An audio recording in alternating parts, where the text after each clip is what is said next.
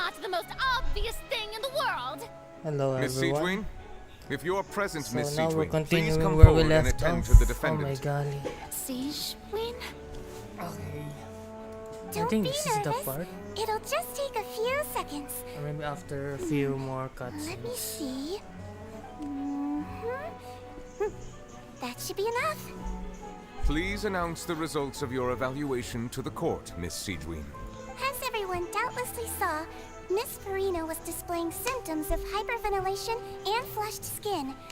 These indicate that she was experiencing the adverse effects of exposure to primordial seawater.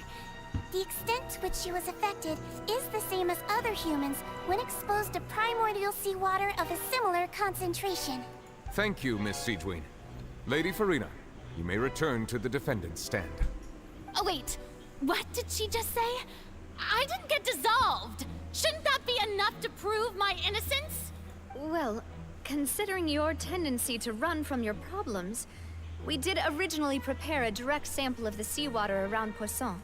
However, after extensive discussion, we exchanged it for a sample that is not concentrated enough to dissolve an actual human.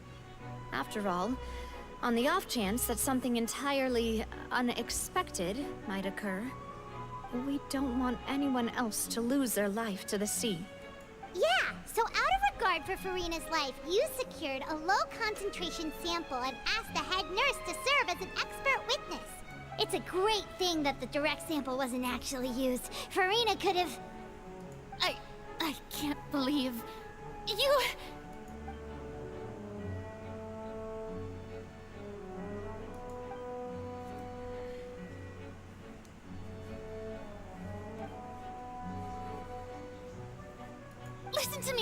Listen to me, everyone. Please don't give me such cold and disdainful looks. What happened just now didn't prove a single thing. Think about it. How can you conclusively prove that an archon can't also be affected by the primordial seawater? Also, if I was really just a human, why would I dare to just put my hand in that kind of water?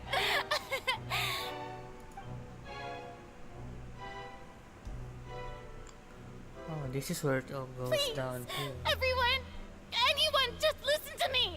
I swear, I really am your archon. I believe you, Farina.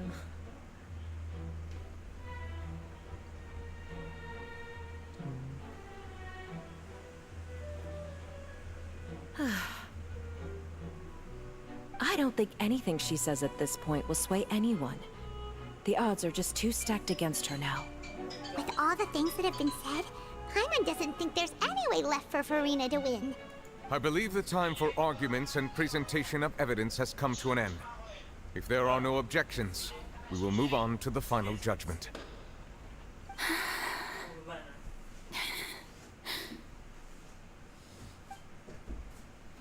I don't think anything she says at this point will sway anyone. She's too stacked against her now. Uy.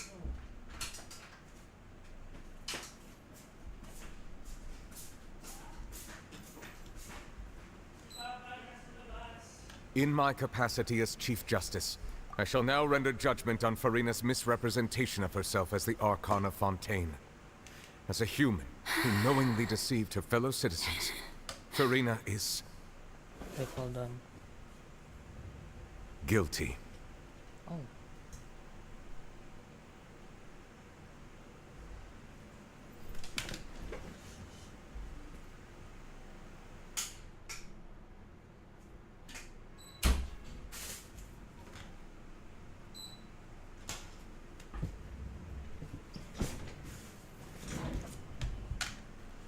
Oops. There, this is where we left off.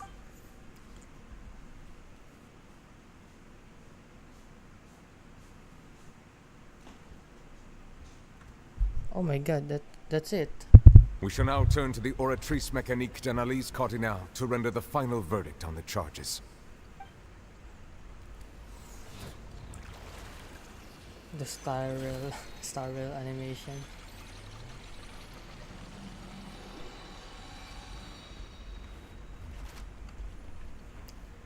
According to the judgment of the Oratrice Mécanique d'Analyse Cardinale, Farina is... Well, what's wrong? What's the Oratrice's verdict? No. The Oratrice also displays a guilty verdict. Isn't that correct then? However, the exact wording of the verdict is thus.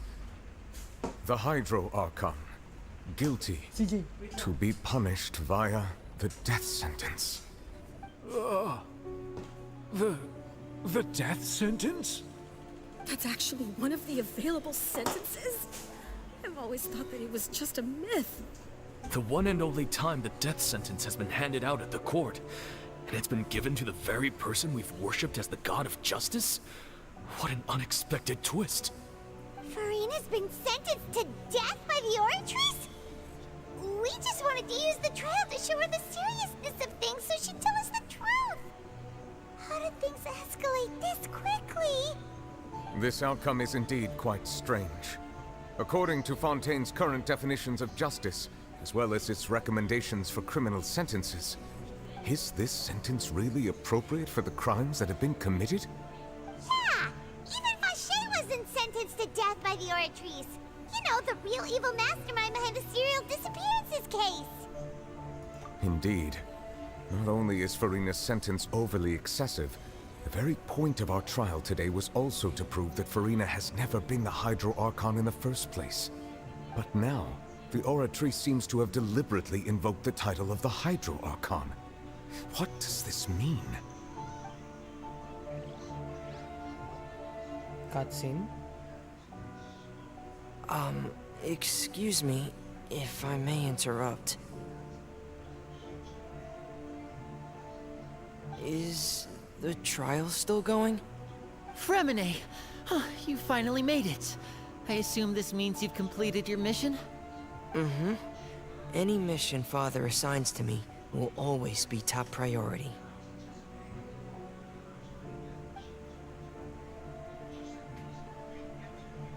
Is that the first prophecy slate?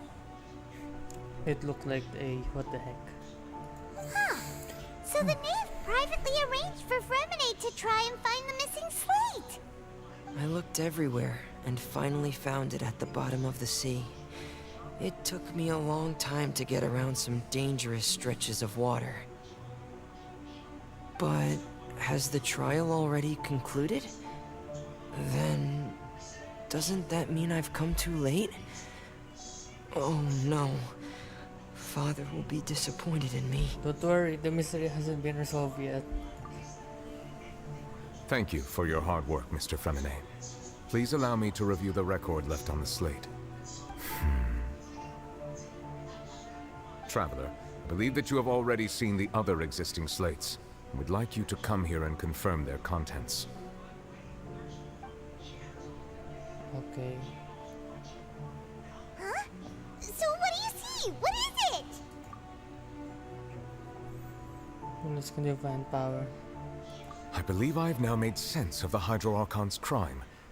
It has to do with Fontaine's lost history. Huh? Isn't the Hydro Archon just guilty of deceiving her people? Oh, wait, no, that's Farina, and we've already proven that she's not the Hydro Archon. So when you say Hydro Archon, do you mean the real Hydro Archon we've been kinda talking about? In truth, everything that you've encountered in Fontaine up until this point can be traced back to the contents of these stone slates. However, I'm uncertain as to how much sense they currently make to you. Okay, let's try to recall the contents of the other 3 stone slates. Paimon will do her best to help you remember.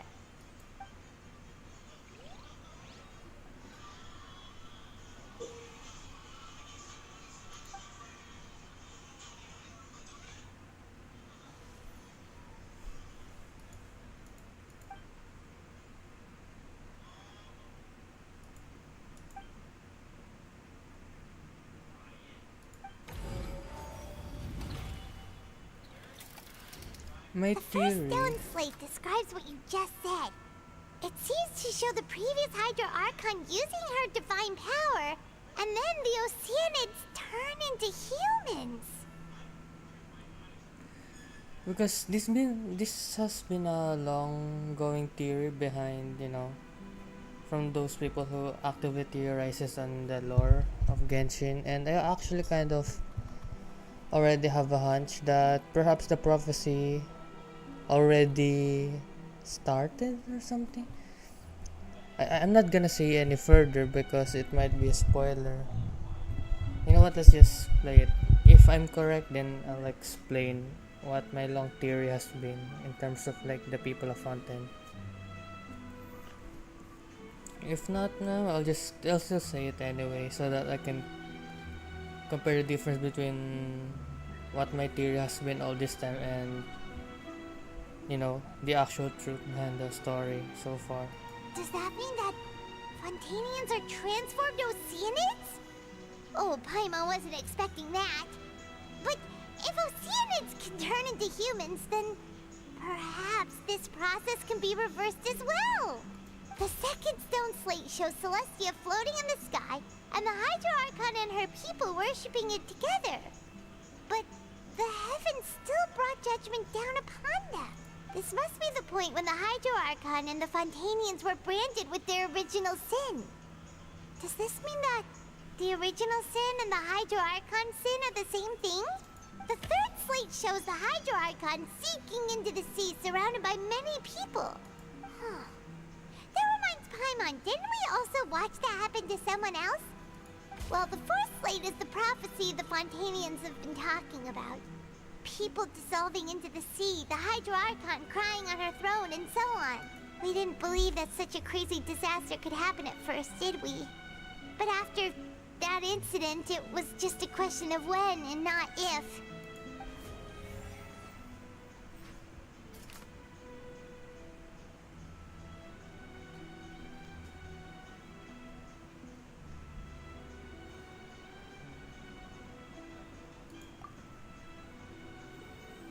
Oh, okay, so we have to verify the truth. It turns out that Fontanians can be dissolved by water from the primordial sea. Over the years, Vasher kingdom curves when tried to find out the main back has been dissolved. Wait, what is this again? It seems to show that for Hierarchy using divine power to turn Oceans into people. So how can we verify that?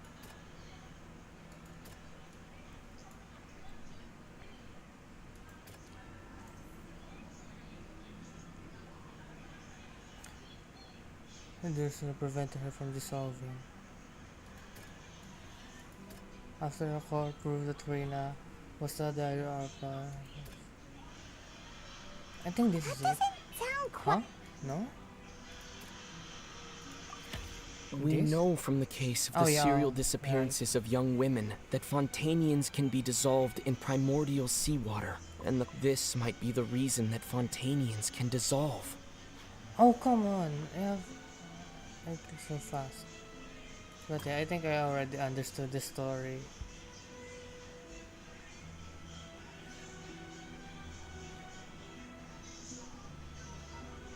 Upon them.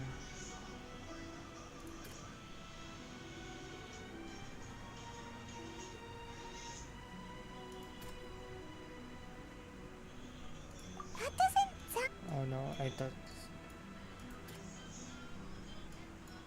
Is this it? That doesn't... That doesn't... Perhaps what is about to take place has all happened before. Yeah. The true sin of the Hydro Archon that Nervalette mentioned, and the original sin cast down on the people of Fontaine by Celestia, as recorded on the stone slates.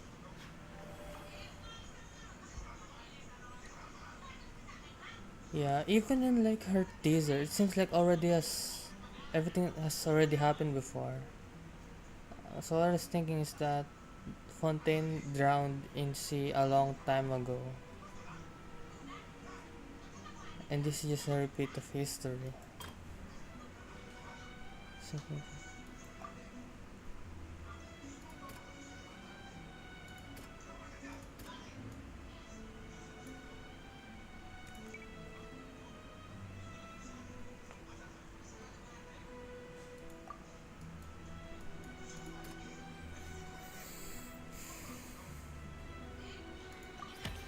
it's not as simple as falling into the sea. When Navia fell into the sea, her consciousness was subjected to judgment. The stone slates show the people gathered around the Hydro Archon in the sea. Could that be alluding to the same thing?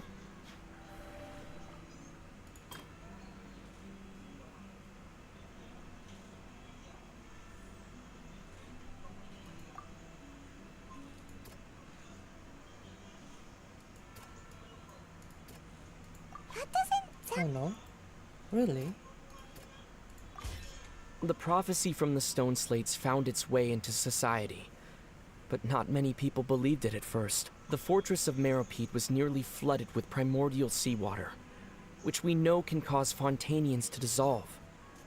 It seems increasingly likely that the prophecy may come true. If we hadn't dealt with it in time, things could have gone very badly. Fontanians They'll aren't real dissolve into the people. primordial sea but won't cease to exist.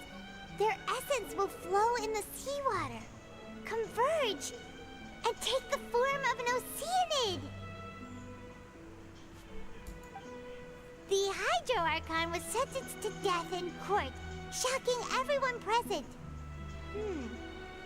Perhaps this means that her sin was actually Fontaine's original sin. Navia fell into the water inside those ruins, and she nearly dissolved.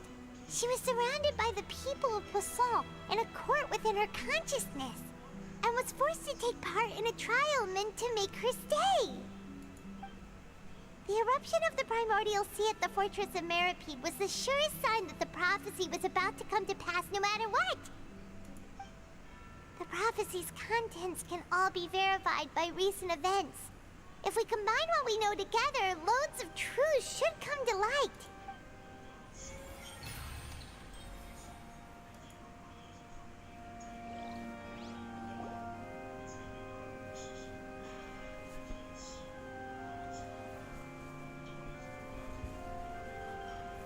Huh? Oh, Paimon gets it now! So that's how you can make sense of it. But then it feels like we're going to have to share some truly shocking revelations. Let's hear them. Fontanians are not real humans, yeah. Incredible. Linny, did you hear that? We're not real humans. All Fontanians were originally created by the late previous Hydro Archon, with Oceanids as their basis. The evidence for that can be found in how only Fontanians could dissolve in primordial seawater, and how all the girls Vacher dissolved were also turned into Oceanids. Oh, and according to Navia, when she was about to get dissolved, she also saw everyone gathered around for a trial, all of them in the shape of Oceanids. Indeed. Yeah, and it follows from the content of the first slate that she probably angered Celestia by creating humans without prior permission. That could also explain why the Oratrice judged the Hydro Archon to be guilty. It's to account for that ancient sin. The Hydro Archon's true sin was creating us? And yet, after many hundreds of years, the Hydro Archon's creations have turned around to try to judge the Archon within the Opera Epiclese. The twists of history are often the most unexpected of all. Yeah, isn't the image here just like when Navia fell into the sea?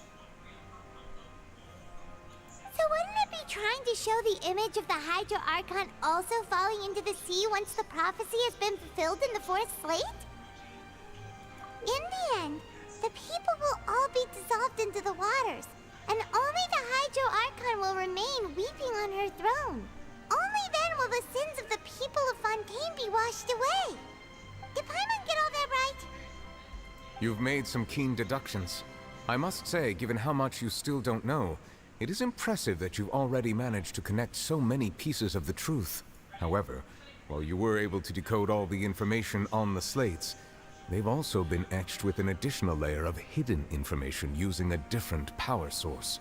When we were at the ruins, I tried to decipher the hidden information recorded in the slates. But since we only had 3 slates at the time, I was unable to come to a full conclusion. Now that the slate collection is complete, I shall make another attempt to decipher the narrative recorded within. If everything goes well, we should finally be informed of the unadulterated truth.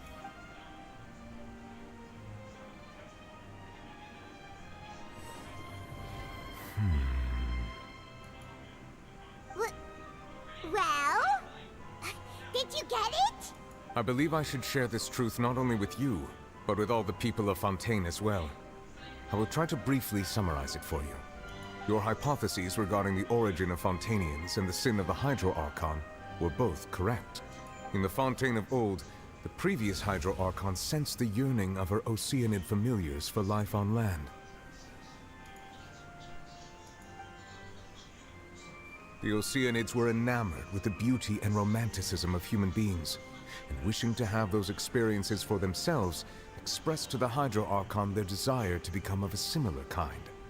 However, even though water as an element is intricately linked with the power of life, the Hydro Archon, as one of the 7, did not possess the authority to create a new form of human life. Not one to give in, she eventually found a way to create permanent humanoid bodies for her familiars by appropriating the power of this planet's primordial sea. She poured primordial seawater into the Oceanids' blood vessels, creating humanoid mimics in the process. But if Fontainians were to ever come into direct contact with water from the primordial sea, the power within their bodies would escape these artificial restraints and return to the sea. As a result, their forms would collapse, and they would be reverted to their original forms as Oceanids. Oh. Of course, the Hydro Archon never received permission from the heavenly principles to create a new human race. And thus, the Hydro Archon and all of her creations came to shoulder the original sin of appropriating the power of the primordial sea. That is the true history of how the people of Fontaine first came into being. So we were all Oceanids before we turned into human beings? That's way too much information for me. I think I'm just going to pretend that I never heard a single thing. Wait, but if that's the truth, we can't let the Hydro Archon be sentenced to death. After all, her only sin was creating us. This really might be too much information for your regular Fontainian, but it does answer a lot of our questions. Alas, your hypothesis regarding the 3rd and 4th stone slates was inaccurate. The slates' respective positions are, in fact, correct. A key point of the visual on the 3rd slate is how all the individuals depicted in the water are humans rather than Oceanids. They have not been dissolved, which implies that the water depicted in this slate is not water from the primordial sea. The nation of Fontaine is the nation of Hydro, as well as the nation of trials and justice. Instead of being the literal element, the water in the scene symbolizes judgment and justice. You may also recall Navia's experience. When she fell into the sea, her consciousness was surrounded by that of many others who intended to hold a trial to determine her fate. Therefore, the meaning of the 3rd slate is right now that the people of Fontaine shall try the Hydro Archon at the court of justice. Yes, it refers to our present situation. I think I'm following now. So, what you're saying is, even though we decided to put on this trial to avoid fulfilling the prophecy, in truth, everything we've done has happened exactly as the prophecy foretold. So now, it seems, we're the ones making sure it comes true. Oh shit. What should we do? Huh. No matter what, the prophecy will be fulfilled. Is this what it feels like to be a prisoner of fate? If that's the case, does that mean the scene in the 4th slate will also be fulfilled soon? Traveler, I would like to point out another small fallacy in your deductions. About the 4th slate, you probably thought that the eruption of primordial seawater beneath the fortress of Meripede served as the surest sign that the prophecy was about to come to pass, yes? However, I believe that rather than being a sure sign, that eruption could in fact only be a small warning of something far worse to come. As for the root cause of the catastrophe, I believe you've already encountered it once before. Abyss? What are we getting? Ultimate proof. Okay. This eruption was just a small warning of the things to come. We must find the root cause of the disaster. Verify. Wait, what's this? The secret of the forest has been protecting the entrance to the Primordial Sea. The Novelist has sealed it once more. Just how long will it last? The prophecy's disaster will likely spread from here.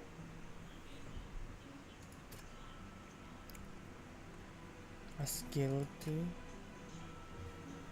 Some sort of curse.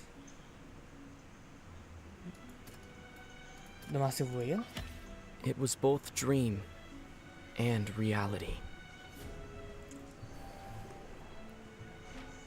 If we're talking about a true culprit, that could only be that thing inside the Primordial Sea, right? That's fucking scary, man. Like being under a whale and then everything goes dark and you only see that gigantic monster. Oh. The truth, the original sin, the trial, and the root cause of the disaster. What's the whale? Oh. Oh my god. It's a different visual now. It's now Primordial Sea visuals instead of the blue water. Oh shit.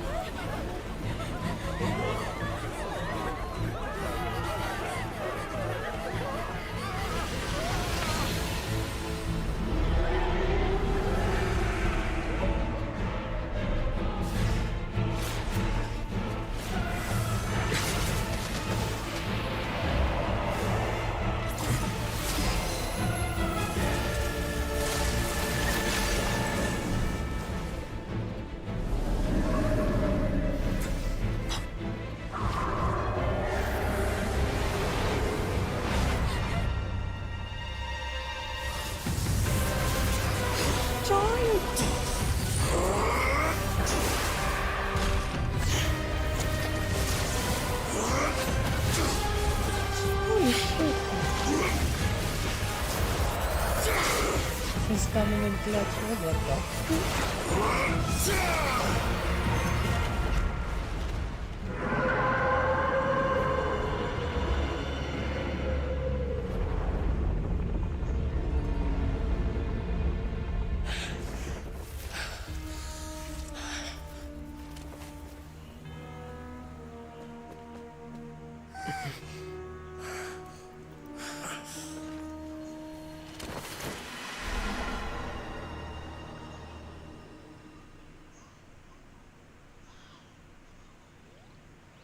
I assume we're going there, right? That was way too close!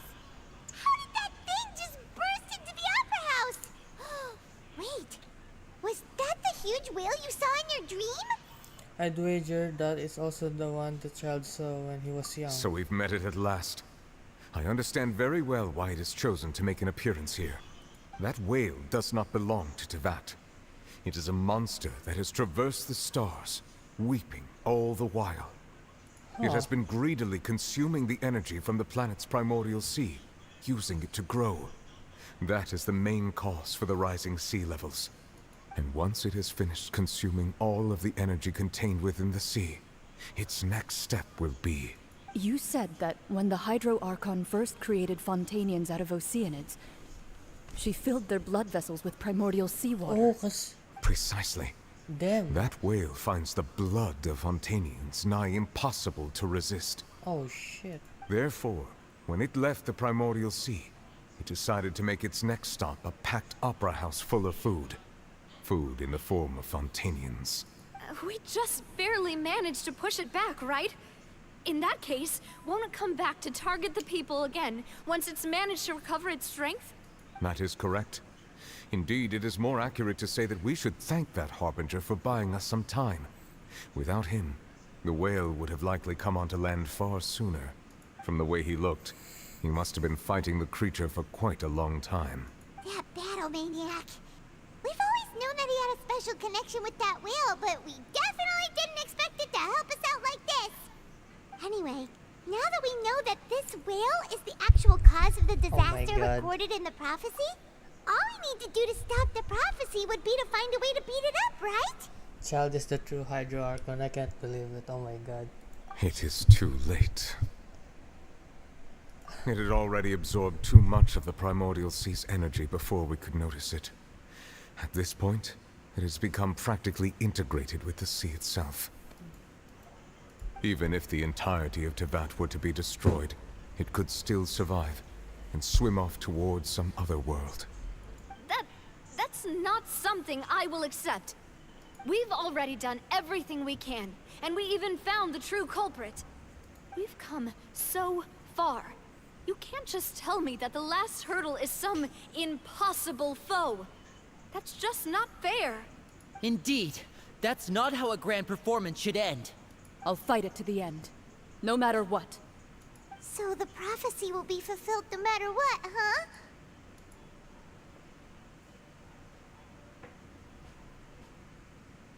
The prophecy. Yes, what has been prophesied will be fulfilled. You may view such things as the history of the future.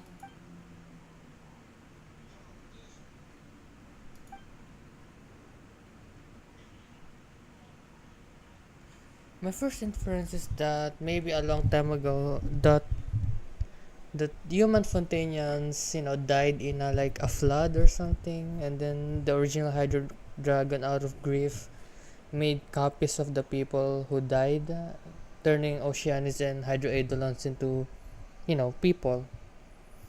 But I guess as far as the story goes now, there really weren't any Fontanians, and they just created, Fontanians out of a whim, aka Oceanids that turn into human. Okay. Just as prophecies are usually only the future as seen from the perspectives of the gods, could things be happening in hidden corners where the gods' gaze does not fall? Just as prophecies are usually.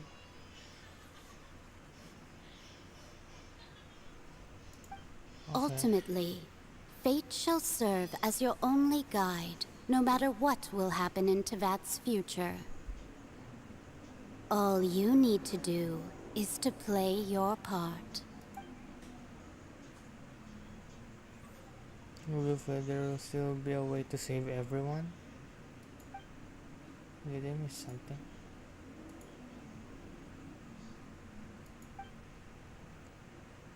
Forgot about Farina. Wait, what was... I wanted the last moment. Oh shit, yeah, Farina.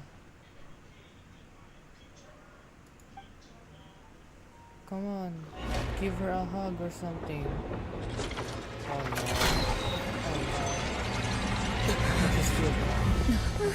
no. What's happening with the oratories? I believe it is preparing to carry out the death sentence.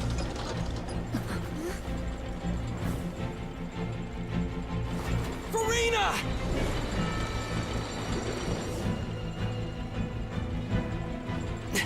No, I still need answers.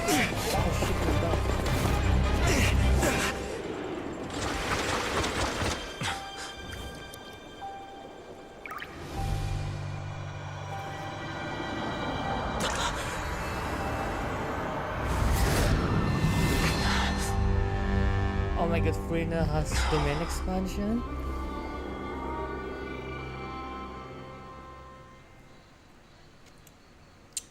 Excuse me, the fuck is that?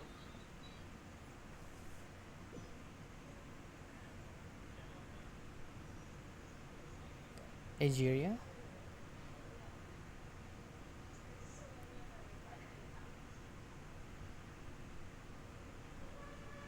You...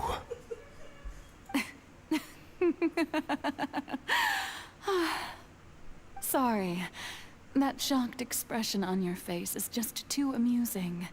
I couldn't help myself. Oh, they should have... I noticed that it looks like an NPC model, and then they just plopped Farina's head on top of it. You are not Farina. Who are you? The sweet sound of bewilderment. Marvelous. A sure sign that my attempt to deceive everyone was a resounding success. But to answer your question, I am Focalor. You know, the god. Focalor? Focalor. Why did you deceive us?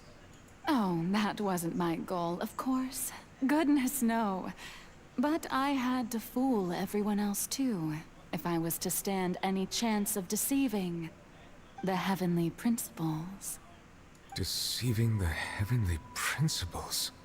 It's all because of that pernicious prophecy. Dreadful, wasn't it? Everyone doomed to dissolve. Fontaine condemned to be flooded. One was not amused. In fact, one was positively bemused when that problem was thrust upon me by my dearest predecessor. That's the former Hydro Archon Egeria, for the uninitiated.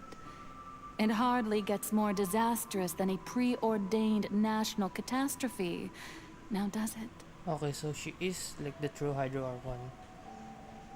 She knew full well that the prophecy would surely come to pass. And as one of the seven, she also knew full well that one defies the heavenly principles at one's peril. So yes, as you have no doubt surmised, it was a rather impossible situation that I found myself in. I spent a terribly long time mulling it over, alone on the ocean floor. And I was almost growing barnacles by the time I finally realized there was only one possible solution to this confounding conundrum. I had to outwit the heavenly principles, allow the prophecy to be fulfilled, ostensibly at least, while saving everyone at the same time. I'm a genius, I know. I can only assume that's why Egeria chose me as her successor. Although, looking back now, it was hardly the inheritance one dreams of. Between the task of saving the nation, the quotidian duties of the Hydro Archon, and not to mention the original sin of creating a new race of humans, I dare say she left me quite a colossal mess to clean up.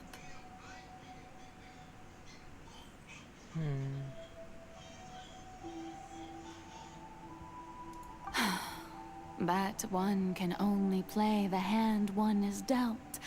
I did not choose this, any more than I chose to be one of her Oceanid familiars. So you were also once one of the Oceanids, transformed into a human by Egeria's hand. Yes, I was. I always dreamed of becoming human. And I still do, even now. In my eyes, to be human is to be part of the greatest opera ever known. After becoming a god, I separated my divinity from my body and spirit, leaving behind only a self that was as naive and bewildered as my past self on her first day as a human being. The me you see before you now is that divinity. And the human counterpart I left behind, I named Furina. She could feel joy, sorrow, and everything in between. She could be as vain and conceited, or as meek and vulnerable as she wished. Her strengths were of a kind only a human could possess, as were her shortcomings. But in my eyes, Furina's humanity was what made her perfect. She was perfectly human in every way. The person I always wanted to be. Anyway, so then I cursed her. All part of the plan, of course. The plan to deceive the heavenly principles. Do you still remember the final scene of the prophecy? The Hydra Archon, alone, weeping on her throne. In order that the prophecy might appear fulfilled, I invited Furina to be an actress, to play the part of the Hydro Archon in the prophecy. Under the curse I placed on her, so long as I, Focalor's divinity, continued to exist, she could not die. But nor was she free to live her life in the pursuit of happiness. That's Instead, sad. she was forced to take the stage in the opera house, to embrace the role of leading lady, to forever play the part of the god from the prophecy, all to create a deceitful appearance of that prophecy coming to pass. I suppose now you probably understand why your court is called the Opera Epiclese. But Farina is only human, isn't she? Even though she has had a long life, her mind is no stronger than that of any other ordinary human being. Yeah. I cannot begin to fathom what she has had to endure. It must have been torture for her. It has indeed. And although she is, in a sense, me in human form, I most definitely owe her an apology for it. Yeah, that's what I've been saying. I've been a foreign apology since day one. Oh my god. I was one of those people who said she did nothing wrong. Farina is our queen. She did nothing wrong. And since day one. And because when it comes to making theories about the story, I kinda already inferred that she is somehow forced to play. I mean, that's always been the motif of Fontaine. Acting, playing a part, playing a role. Even her, I think her banner's name is Endless Solitude or something like that. So yeah, a lot of things have already been for that Farina has been in this limbo, It's been 500 years, and all along, she's been playing her part in the most unimaginably long, unbearably lonely, and agonizingly painful opera of all time.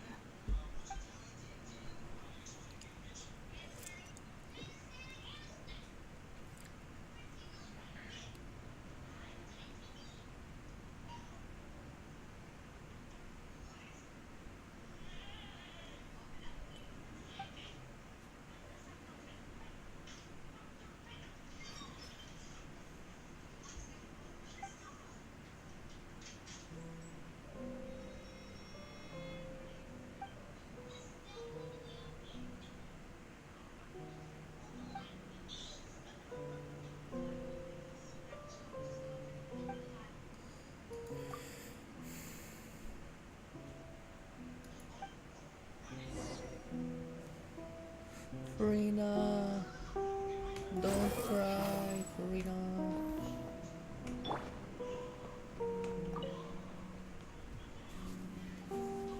Oh, who permitted you to come onto the stage? Now, I understand your admiration for my august self, but I must ask you to keep to the rules. All right. It is not my intent to reprimand you. There is no need to state your name. Just be off with you. Do not distract me from my performance. Oh, do not jest. Can you not feel it? I am Focalor. The eyes of countless Fontanians are upon me. I must, at all times, display the utmost elegance and nobility.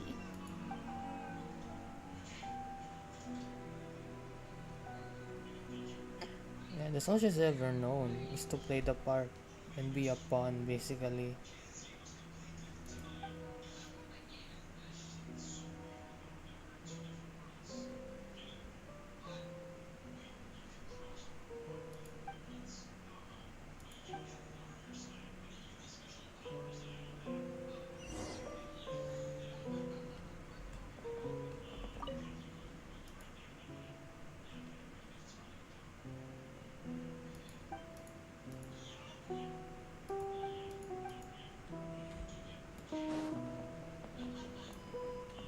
Dear audience, the performance is experiencing a technical difficulty, but worry not.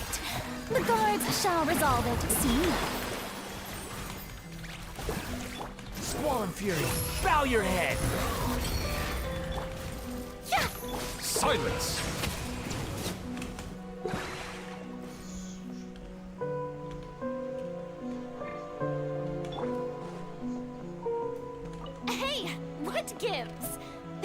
Alliance is still watching me, you know. Guards? Wait, where are the guards? Guards!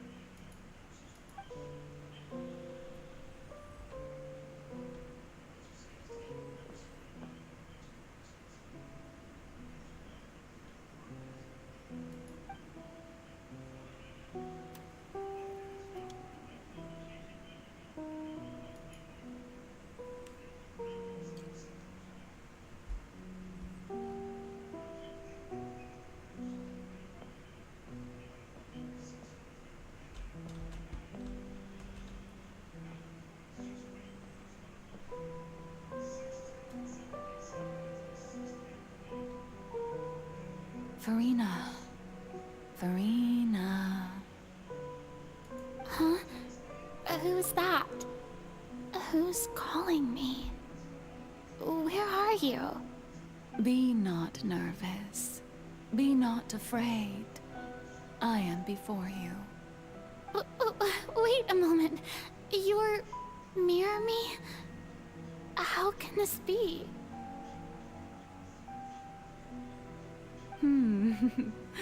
Mirror you, huh? You know what? That's not bad. Let's go with that. Mirror me? What do you wish to say?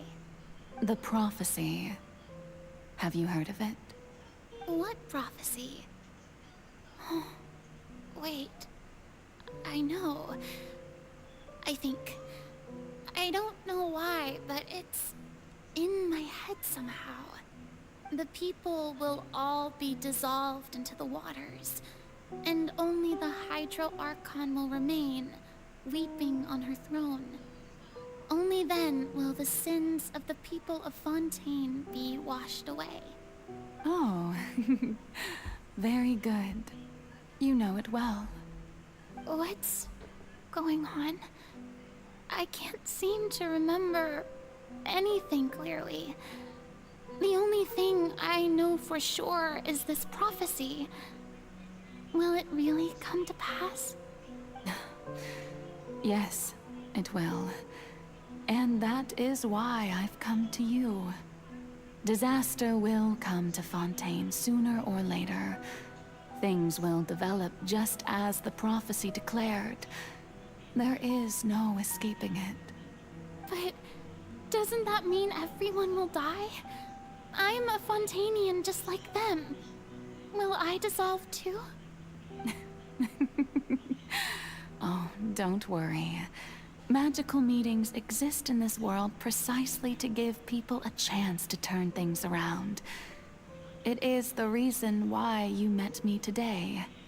I will tell you how to save everyone, but you may have to suffer somewhat. Oh, so there's still hope after all. Goodness, you frightened me.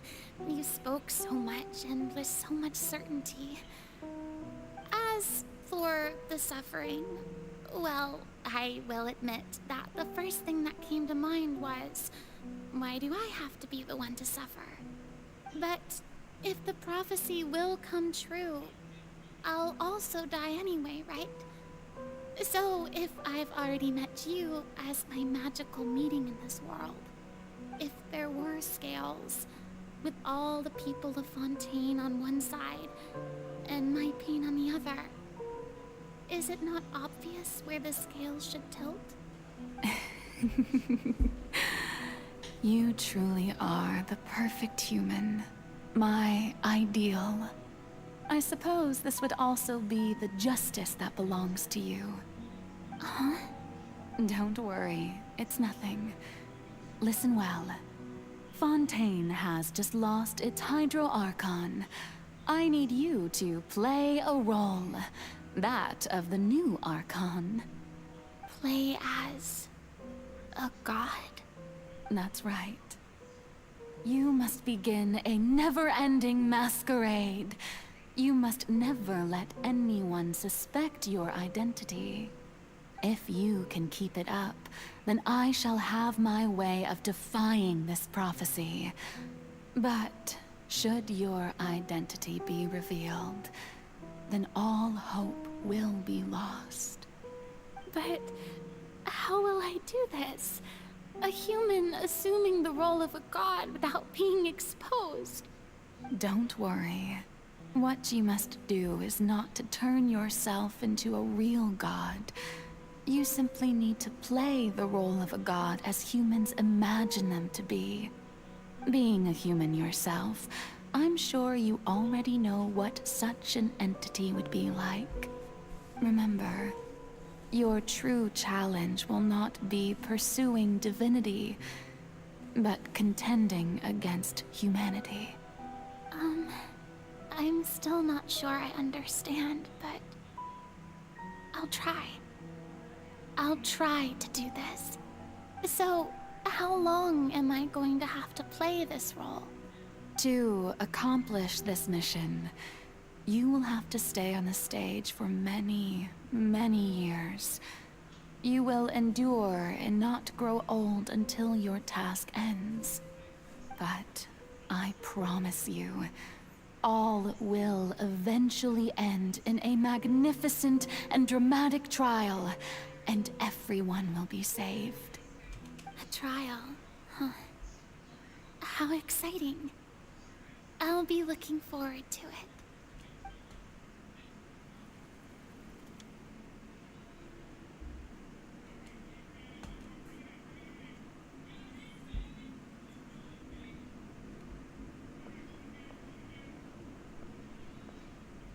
So I'm assuming the reason why this former first is white and that she has the long hair in here is to mimic the image of Fossilor. Because Fossilor has long hair and she has short. So maybe her true self is her short hair after all.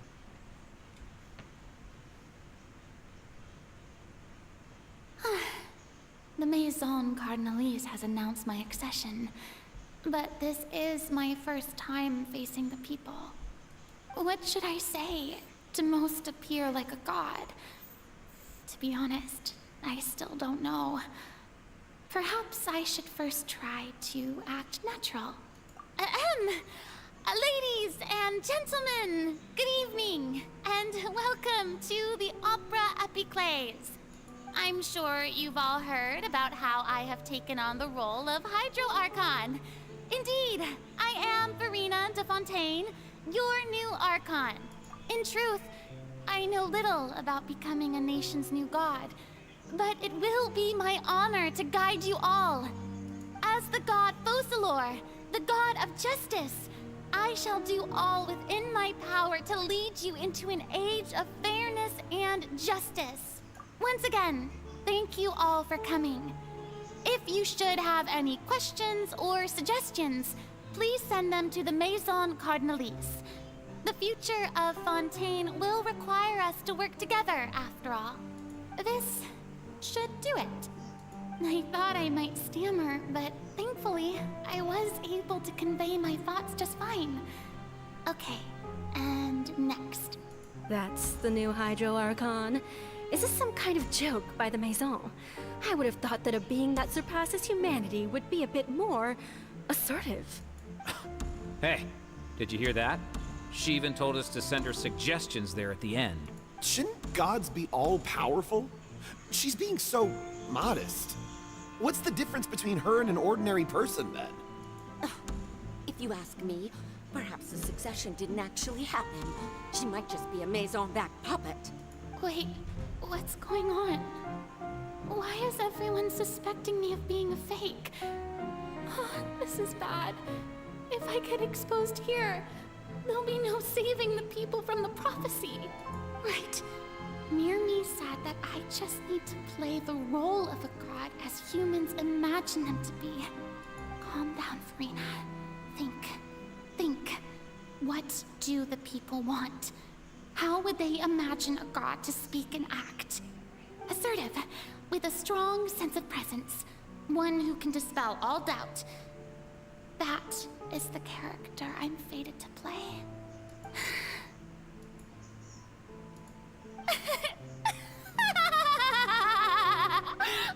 Oh, very good, my people. Only ones such as you are deserving of my rule. Now, I was wondering if some weak puppet were to one day come onto the stage and claim ownership of this opera house, would the children of Fontaine follow them? Well, it seems that you would all see right through them. Having passed my test, you are qualified to witness wondrous trials alongside my august self, here in this opera house. You may consider my previous act a door gift of sorts. I thought it was a debut that suited the atmosphere. Now then, let us be reintroduced. Ah, so that was just a performance. How could I have forgotten that we were inside an opera house? Her personality. It's quite shocking, to be honest, but I suppose it's a better look than before. Such a fascinating and bold deity. How wonderful! Our future may yet be bright after all. It seems I've turned them around. Best follow this flow and restart my accession speech. My dear people, whether you acknowledge me or not, whether you trust me or nay, I say to you, keep faith in your ardor for justice. We have heard it said that this nation's sins can no longer be washed away. Well, I say that justice is most fragrant when it blooms amid sin. The scales of justice should not weigh heavy in the hands of its God. On one side, it must carry fairness and justice. And on the other, praise and applause. May law be the prayer on our lips. May judgment be our worship. Let us light the fires and drink to the future of Fontaine. There is no trouble in this world that justice cannot solve. All that is needed is for you, my people, to believe in it, heart and soul. So long as I, the Archon Focalor, stand within the Opera Epiclese, so long as I stand before the Oratrice, I shall even judge the gods of this world!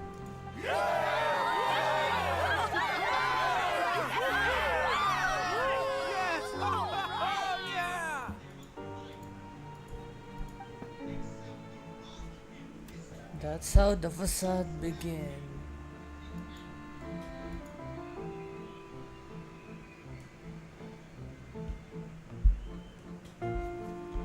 Okay.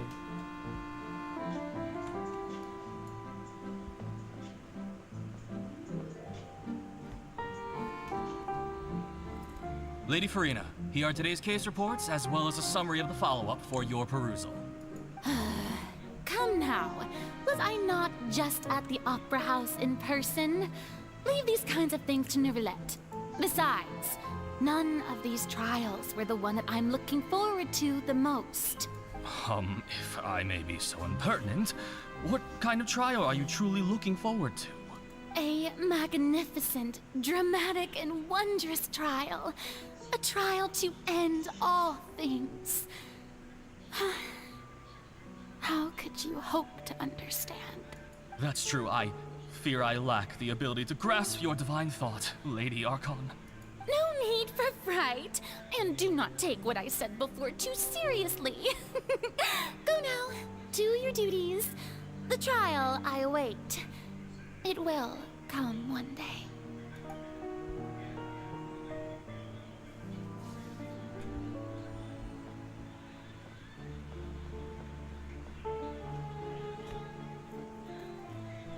Lady Farina, I don't know what to say. Thank you for agreeing to see me. No need to thank me. Or rather, thank your own sense of perseverance instead. Long have you stood in line to meet me, have you not? Oh, I'm afraid that's just an inevitable consequence of my divine charm. All right, Deoteria, is it? How is your son's illness? You remembered me, and you knew of my family, too. He is doing much better now. In fact, he is far more of an ardent believer than I. He was the one who forced me to seek an audience with you, and to bring your words back to him. Oh, good. Very good. If this should happen again in the future, please do not hesitate to come and tell me. Going down to citizens' homes every so often, while not usual practice, should serve as a fine change of pace. You're such a gentle and wise god. Thank you once again, on behalf of my son.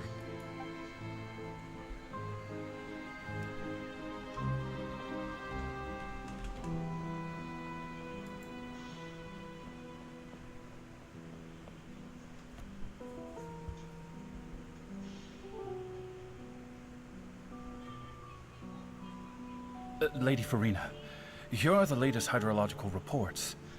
As for the specific parameters you asked to take note of, I'm afraid things still don't look good. I see. It's as I thought then. As your god, I did already expect this, but I wanted to see how far your human wisdom would allow you to analyze it. All manner of signs indicate that the prophecy will still come to pass. Forget it. That's not something you need to worry about right now. Well, as I understand it, the Fontaine Research Institute is also trying to find a way to counter the rising water levels. Really? Have they found anything? I'm afraid that they haven't found any effective solution thus far. Oh, is that so? Well, no wonder. This issue has reached the realm of the gods, after all. Still, their spirit is praiseworthy.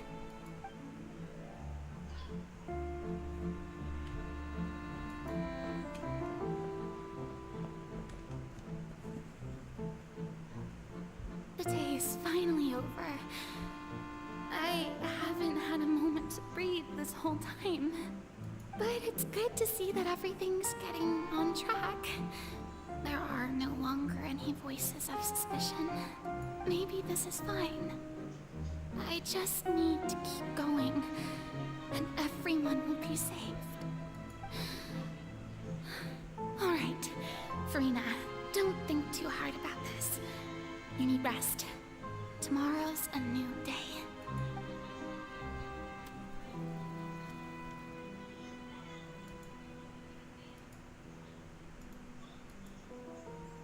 Lady Farina, here are the new trial reports for the latest cases, as well as a summary of the follow-up. There'll be no need for that. I've seen them already. There's no need to go back over scenes I've witnessed in person before. Lady Farina, I've waited so long for this chance to see you in this manner. Indeed, my dear, loyal citizen. This joyous moment is an honor for us both.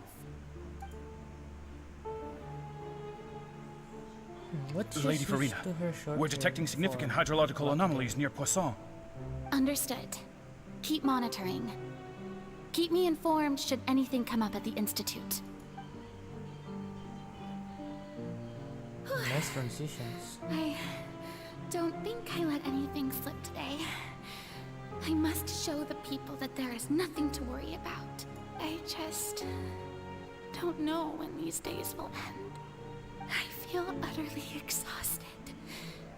Best to rest early today, too.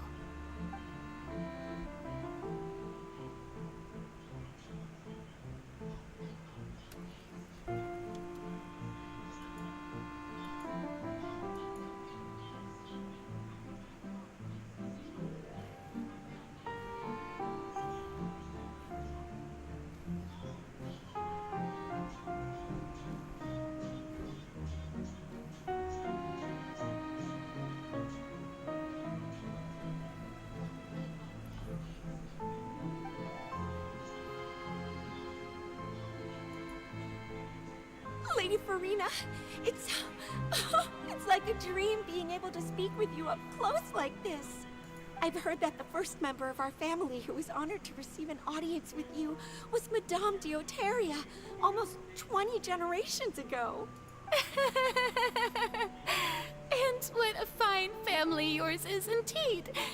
It brings me great joy to meet such a faithful believer, a descendant of a line most ardent. Her face is Surely hidden. you exaggerate, Lady Farina. My lady? What is it, good citizen? Oh, are you crying? Uh-huh. Oh, really now? I didn't even notice. This must be the overflow of hydro from my person. Well, can't quite help being the god whose dominion is the waters, can I? No wonder. No wonder. A manifestation of your power, then. Oh, Archon, I am honored to have witnessed it. Honored indeed. Wow, this is actually messed up.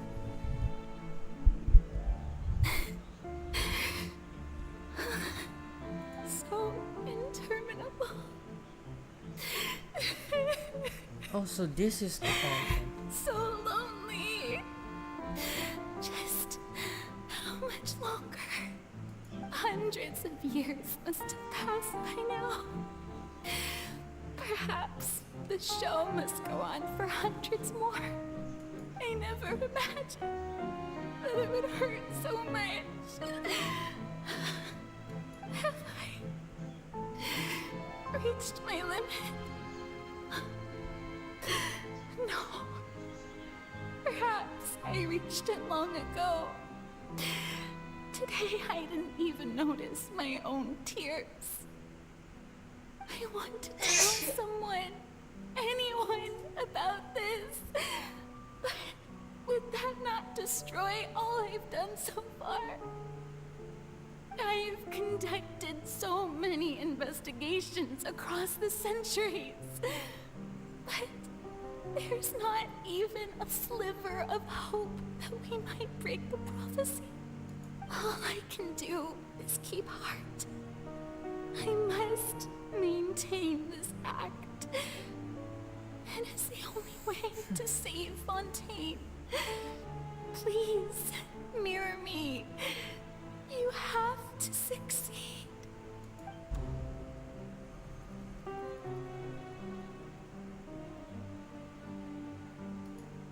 And?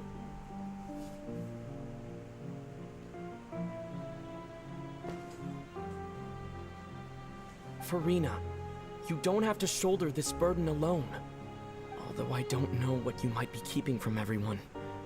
Your people are more than willing to share your burden Now with they you. voiced it.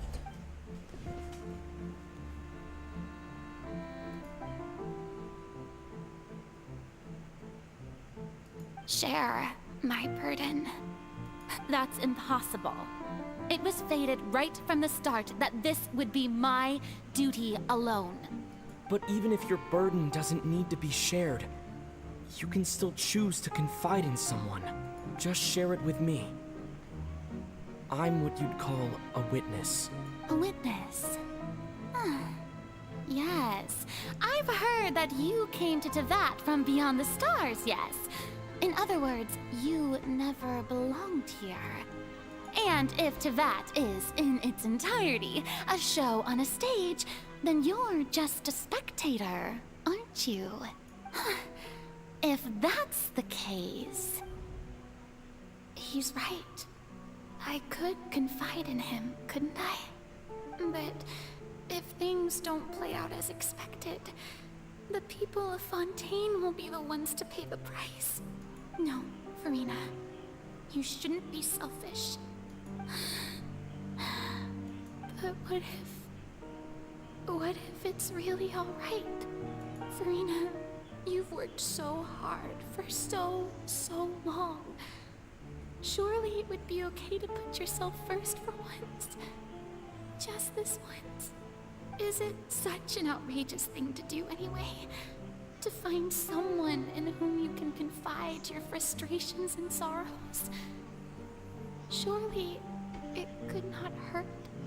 If you let this opportunity slip through your fingers, it might never come by again. Think about it long and hard.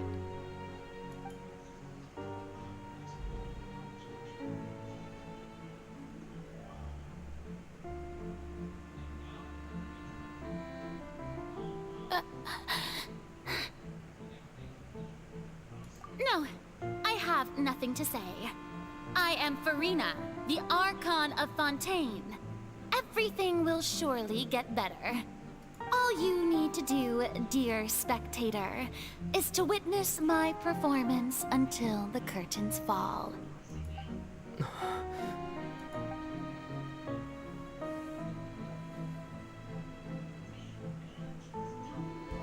Fine.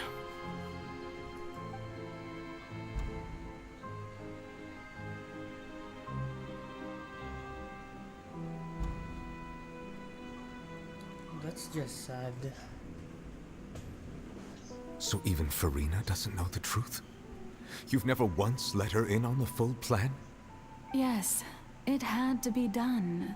To deceive the heavenly principles, you must first deceive yourself. She did very well.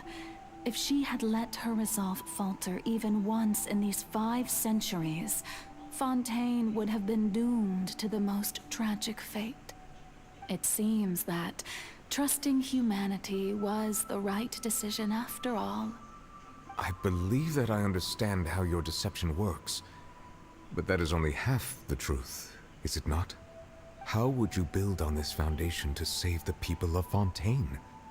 That is the most important thing. Ah, good. Of course, the Iudex of Fontaine has pinpointed the crux of the issue. I'm sure you've long sensed that the Oratrice is no simple machine, yes? I've always suspected that it had its own consciousness. And Lenny did mention that he heard a human voice within the core chamber. It now seems that that person was you, hidden within the machine all along. Am I right? And then I became one with the Oratrice, taking Fontaine's gnosis with me. Yes, it would seem so, wouldn't it? Alas, your understanding of this device still lacks sufficient depth. In truth, it is no enactor of justice. It is, in fact, a device created to kill the god of justice. I beg your pardon? Oh, you have it. And to be more precise, not only will the Oratrice take down the god of justice, it will also take down the divine throne upon which she has been placed. I mean, did you think I would be the sort to enjoy peaceful repose while Farina suffered? My work over these last 500 years has been to constantly accumulate indemnitium within the Oratrice. But really, some have already discovered that only a small fraction of the energy generated by the device was ever used to provide power to Fontaine. The vast majority had to be, accumulated to enact this death sentence. It was all part of your plan then? Both the trial and the sentence? Indeed. This power, accrued over 5 centuries, could have sustained Fontainians for millennia had it only been used for that purpose. Almost all of it has now been stored within the Oratrice. But only power of this magnitude could hope to destroy the Hydro Archon's divine throne, shaking the rules established by Celestia, and breaking through the institution that is the Seven. So the Oratrice's call for death was for neither Farina nor Focalor, but for the Hydro Archon. The destruction of that divine throne. If I do not misunderstand your intent, you must be... Returning what's rightfully yours to you, of course. In other words, this was all done to return the authority of the Hydro Archon to the Hydro Dragon of this planet. But...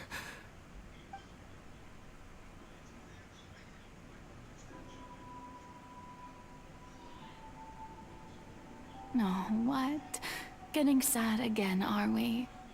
The authority of the ancient dragons shall soon be yours once more, O Hydro Dragon Sovereign. And this is the face you make. all you've done throughout the years is just so you can sacrifice yourself at the very end. I've never quite seen it that way, you know. Even now, I'm quite pleased at how well my deception worked.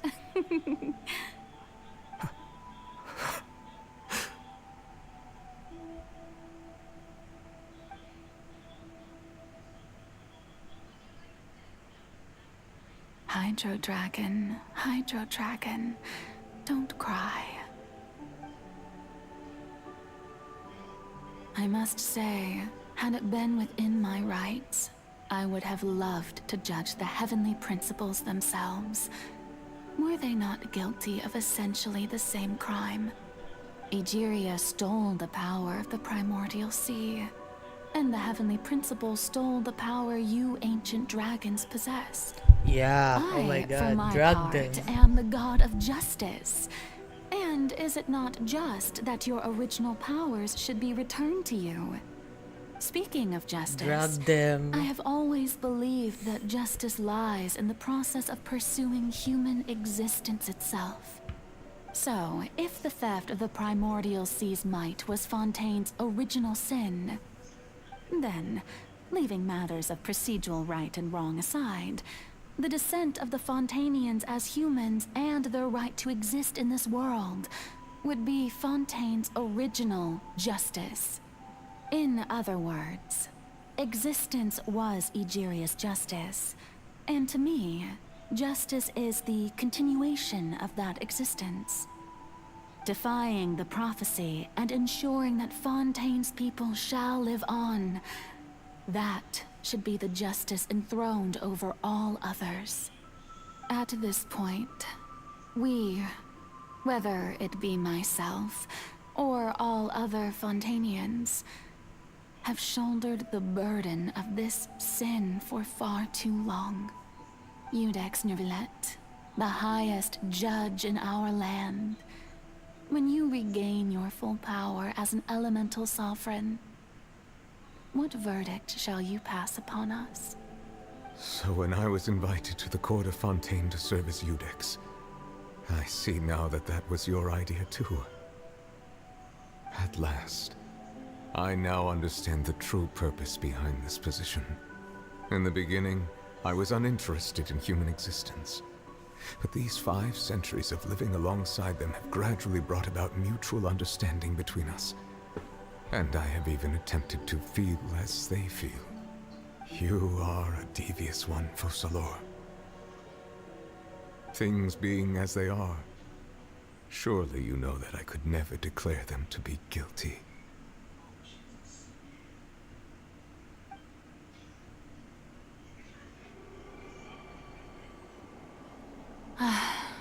The hour of my execution is almost here. For the sinner, the curtain call has come. I know I may not sound it, but faced with death, I find myself a little afraid. Perhaps this is one thing both gods and humans have in common.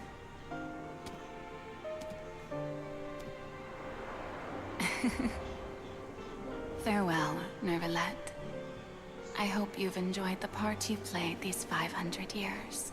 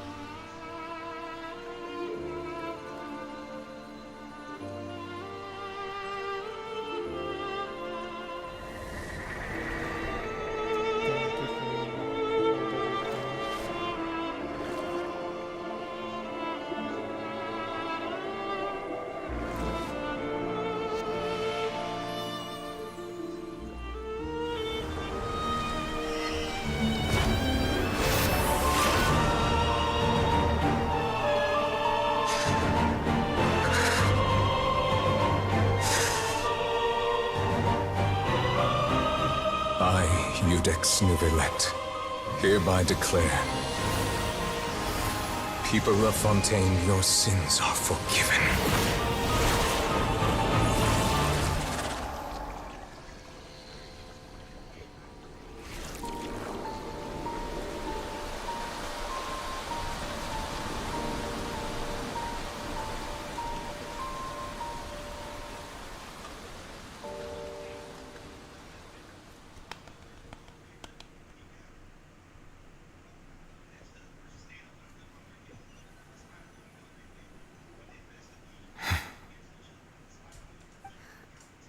What just happened? Has the death sentence been carried out? Was that bright light some sort of misdirection? I have a feeling that something huge just happened. But since we're all still alive and haven't been dissolved, I assume whatever happened was good for us. It's time to end this. We must mete out punishment to that beast. Didn't you say just a moment ago that it can't be defeated? I have gained the strength sufficient to deal with it. Through certain means, I now have the ability to separate the power of the Primordial Sea from that creature. We should seize the opportunity to pursue our quarry. Traveler, now that the oratories can no longer function, I require an executor to help me mete out justice. The root of the calamities befalling Fontaine, the beast that enacts the prophecy. Its name is the all-devouring narwhal. Come with me, traveler. The hour of execution has come.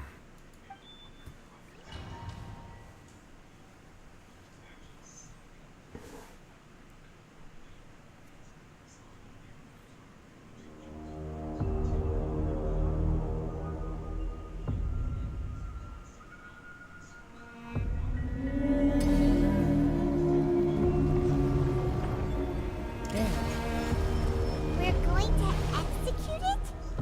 But how are we going to do that? It's huge! I've already done my best to separate the power of the Primordial Sea from the whale. Considering the size of the beast, I cannot reach the power source. Unless we can find a way to attack it from within. I shall share a part of the ancient dragon's power with you. We shall look for an opening together.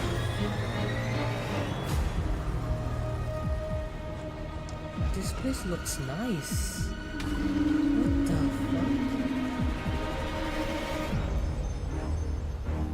I can feel its sorrow turning into hostility.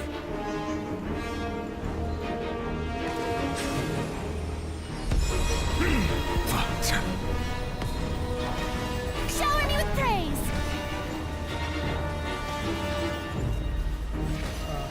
I can't.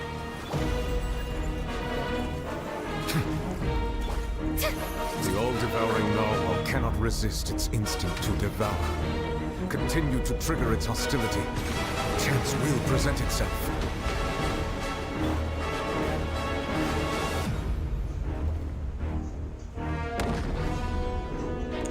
There it is.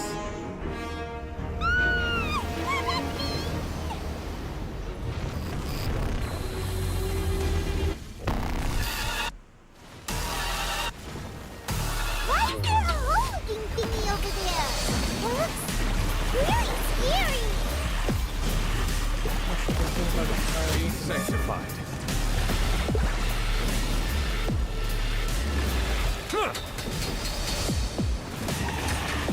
An oversight on my Shower me with... I have granted you my protection. Do not fear. Seize the moment and use my power to suppress its root from within. Manifest the authority of the ancient dragons. Witness the might of the primordial. Oh shit, the music sounds good.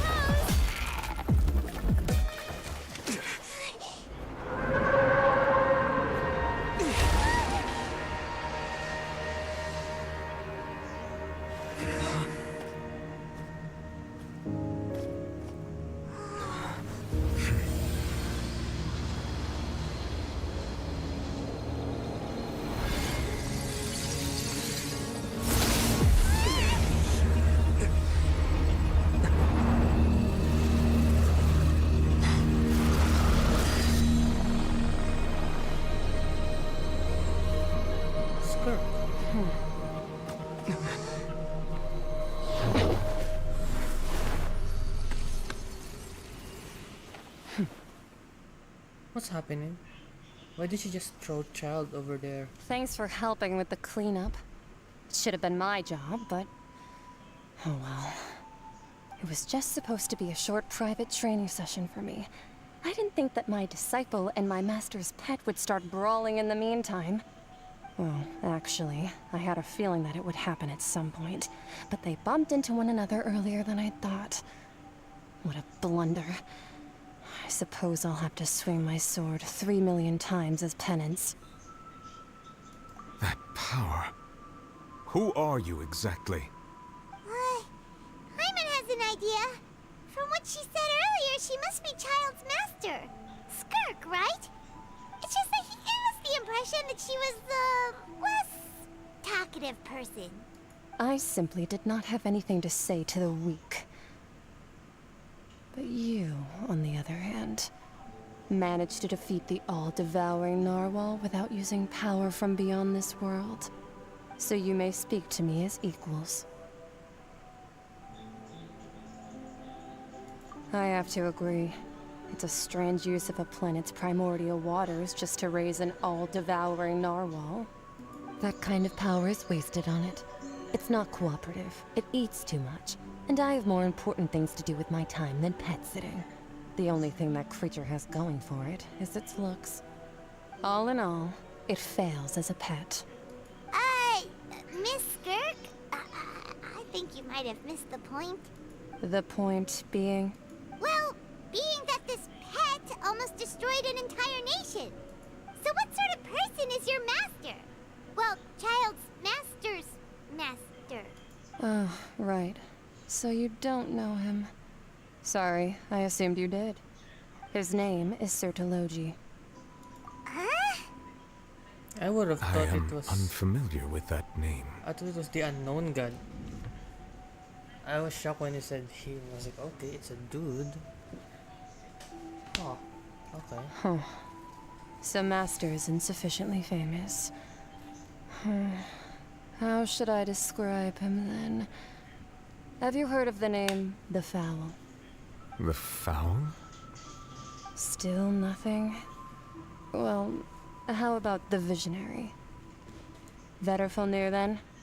Or Gold? Gold Rhine-daughter? That bitch, great! What the fuck is... Excuse me, we just found another one of Albedo's brothers. What the fuck? How powerful is Gold? Ooh, that one we've heard. Rhine-daughter's part of the Hexen Circle. She's Albedo's mom, right? Wait, the fuck, are they even more powerful than Archons? What the fuck? Like, Ajira Leader had to kill herself. It's just, oh my god. Ajira Leader also there.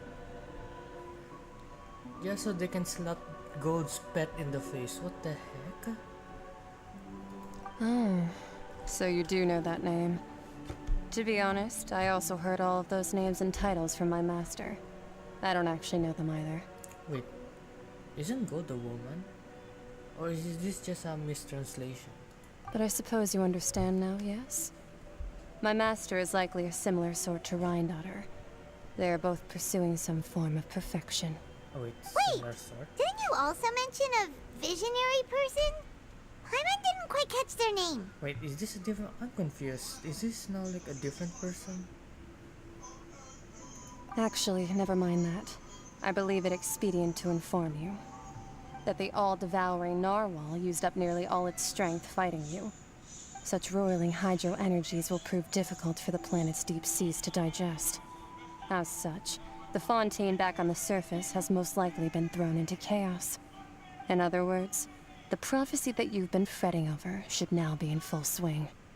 What?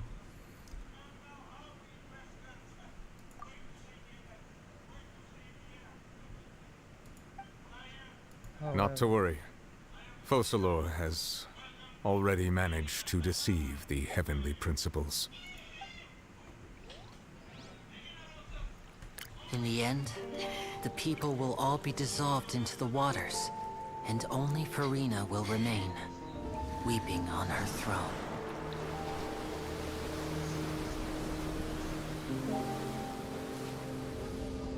Oh my. Then, will the sins of the people of Fontaine be washed away? But what happened to Fontaine now? It's like very high up.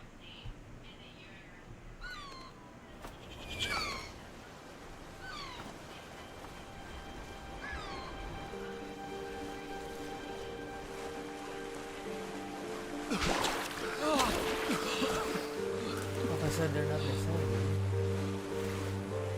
Hey! Help! Over here! Is this like, are we gonna see Port Weasley's big ship in action? Oh my god, Queen, yes!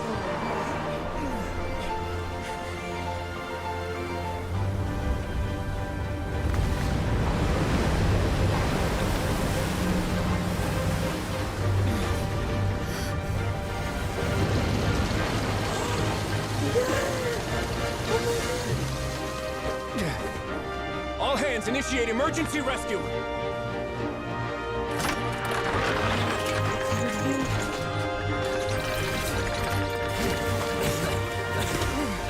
Hurry!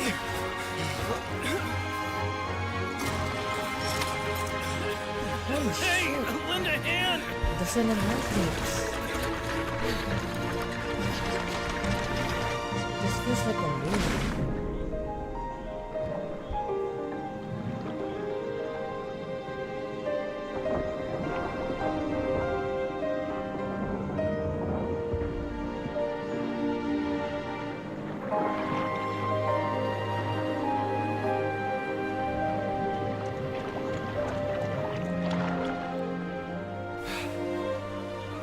Look!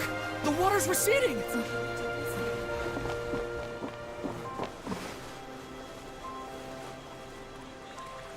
Okay.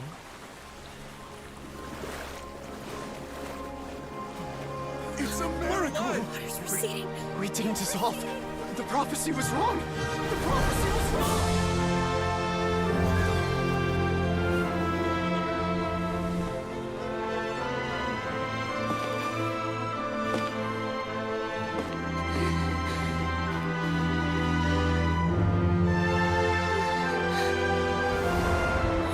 Are you alright? We're saved. The prophecy was wrong. Hydrovision?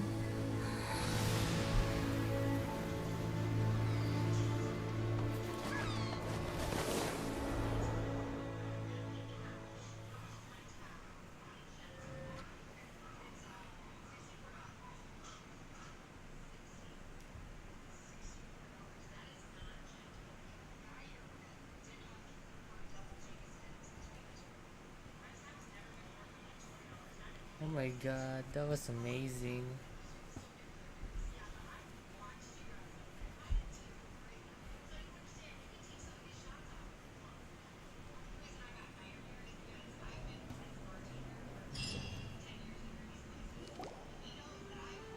The Soul Renewed!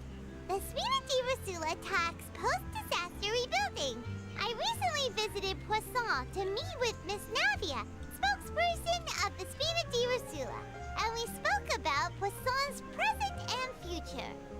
Old soil can still give birth to new bloom, Miss Navia stated. Hope is like seeing a small cookie when you're starving late at night. You just need a little of it. Skyship Winglet, boon or bane of the Fontaine Research Institute. The various disputes that have arisen on account of Mr. Edwin have suddenly become a shield over the Institute, with Jurier turning out to be a once overlooked hidden gem. People always call the first researcher mad, but few know what to call the second. And should that latter person achieve a miracle, they would find it all the harder to find a word with which to classify him and his team. Wow! Paimon barely recognizes the people in the reports. Are those really Jurier and Navia? They sound like real big shots. What do you think? Pretty enthralling, huh? The Steambird's idea was pretty simple. With the disaster just having passed, we would print a free edition packed to the margins with good news to calm people down. The value for these big scoops lies in their inevitable follow-ups. We'll publish further reports and go into the stories behind those people. Edwin's assistant, Jurier, created a true flying ship, while Navia is leading people in the reconstruction of their home. I'm sure that these stories could draw even your well-traveled eye. Hyman's curious too! Wait a minute. Didn't we watch everything happen from start to finish? What's there to be curious about? And that's exactly why I'd like you to come conduct interviews with me. You're the best incubators of news, if you haven't noticed. And also, with you around, I'm sure I'll get to see that Duke. Are you sure? Hasn't he turned you down several times already? Oh, this time will be different. Come on! Let's head to Poisson first, and then make a trip to the fortress. There are some things you'll only know when you get there.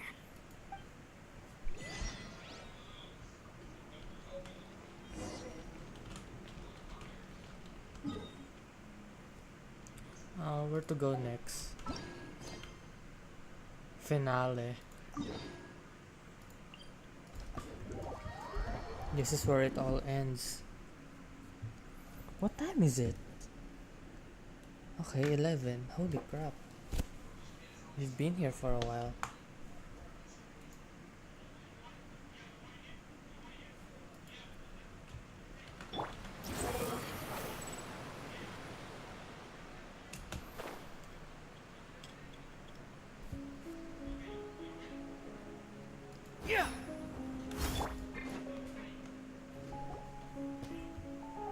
Navia! Oh, it's you. What brings you all here? Hey, we're just having a look around. I'm here to update myself on how things are going here. Oh, the Fatui are here too! Let me introduce you. This is Mr. Garunt Snežević. He represented the Knave in sending us a large amount of supplies, and is helping with our work. Our residents are hard at work as well. Thanks to everyone, work is progressing nicely. We've lost a lot of people, but we're moving forward. That will have to be enough. Hello, Miss Charlotte. I'm a big fan of yours. I especially like that article you wrote last year about Fontaine's stray cats. But if you don't mind, could you not emphasize our role too much in your report? It's not charity we're doing here. We just happen to share the same interests as the Spina. I get where you're coming from. I'll keep it as simple as possible. Or would you be willing to feature as friendly neighbors? That would be fine. Thanks. Oh, you're back too. It's weird How to are see things? the Fatui being painted as good guys this time. We finished laying down the construction materials. It'll be another hour before the workers are able to go over there. Huh? You're here too, Clorian? Well, her reputation's greatly risen after that whole duel business with Miss Farina. So she's here in Poisson to wait out the heat. All right. She really came here to help me out. There's too much to consider in the reconstruction of Poisson. The Spina has need of more decision makers. And, well, I do already happen to be connected to Mr. Callis. Wait just a moment. Do you mind me asking a few questions? You know, about how you felt before the duel, about what it was like facing down a god.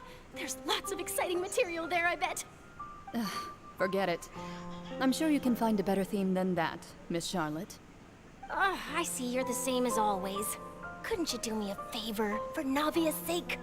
Well, if we're talking about doing things for my sake, you might as well just take a few more photos of me. Or of the Traveler. It's better than wasting time persuading Clorand at any rate. Of course I will. I'm not gonna let him off that easy. All right, then everyone who wants to be in the photo, gather up. And smile.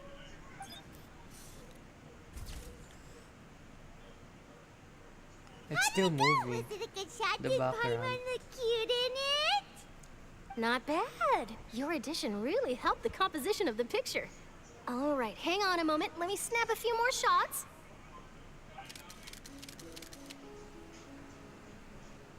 All right, that should do it.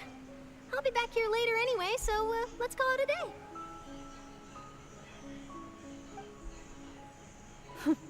You're very quick. Speed is of the essence when it comes to the news, and freshness is the key. Also, not to brag, but I'm pretty good at building connections. Who knows? I might eventually get that interview with you after all, Miss Clarand. Wow, you really do have that never say die spirit. I'm impressed. I'll hazard a guess that this is how you got that interview at the Fortress of Maripede. You already knew she wasn't going. Whoa, you're well informed. Let me make a guess too. I asked Sijuin, who told Monsieur Nervillette, and he told you, right? That's a very complete information chain. In truth, all Monsieur Neuvillette asked me was, when did the fortress become so friendly towards the media? I told him that it was best not to speak too soon. There's no guarantee that Ridesley will make a personal appearance. You're right. I've got to treasure every moment I have with them. In which case, I'll be making a move first. Stay safe now. And tell me if you hear anything interesting. I'll treat you to afternoon tea in exchange. I want to see Furina, how she's doing. Oh look, she's here. Shower me with praise! You seem curious about the fortress. Of course. That Risley. I still remember going down to the fortress to grill him for information on my father's case. Boy, did he take me for a ride. Without telling me anything, of course. But he did invite you to tea, didn't he? 2 large pots of it, in fact. It was good tea, though. I have to agree. The tea there is very good. Speaking of that, would you like to have some today? I mean, you've got time, right? Well, I'd be partial to some shortbread. Wow, it's like we've got a menu or something. This is being a third Sure. Good. What flavor of biscuits would you like, Mr. Snezhevich? Me? I'm fine with anything. But I would prefer chocolate, should you have it. All right. Leave it to me. I'll go over the newly arrived supplies with you later, Mr. Snezhevich. We should be able to finish the preparatory work today. That works great for me. Huh. Is it just me, or did you get a new lipstick? I did. It was a gift from Sijuin. Want to give it a try? Oh. I think the color would suit you too. That happened in like the last Archon West. I like the design of the Fontaine characters. Like the trend I see is that first of all Navi is mostly composed of yellow, but then she has, you know, black and white to make the yellow pop, and same thing goes for Karan, except she's very purple. And then Charlotte is very pink and red. Yep. They're very monochromatic. I like it. It feels very unison, or for lack of a better term.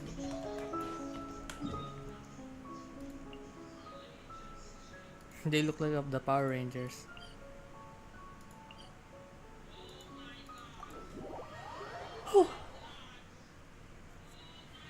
My god, after this I'm gonna have to work my ass off for my finals.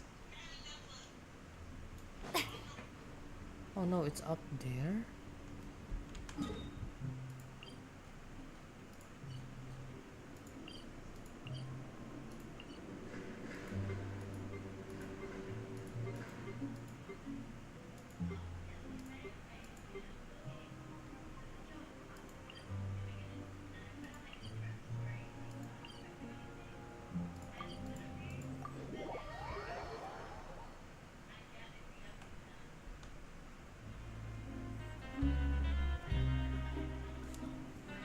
Wow, guess we're here again, huh?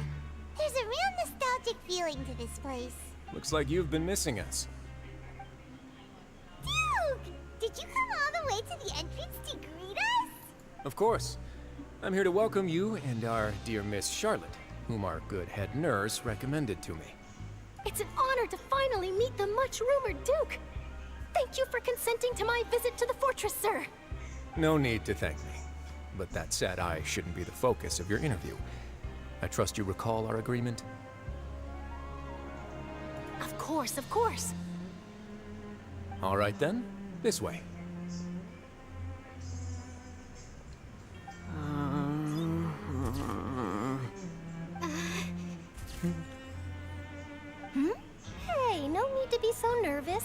I've already taken all the photos we need.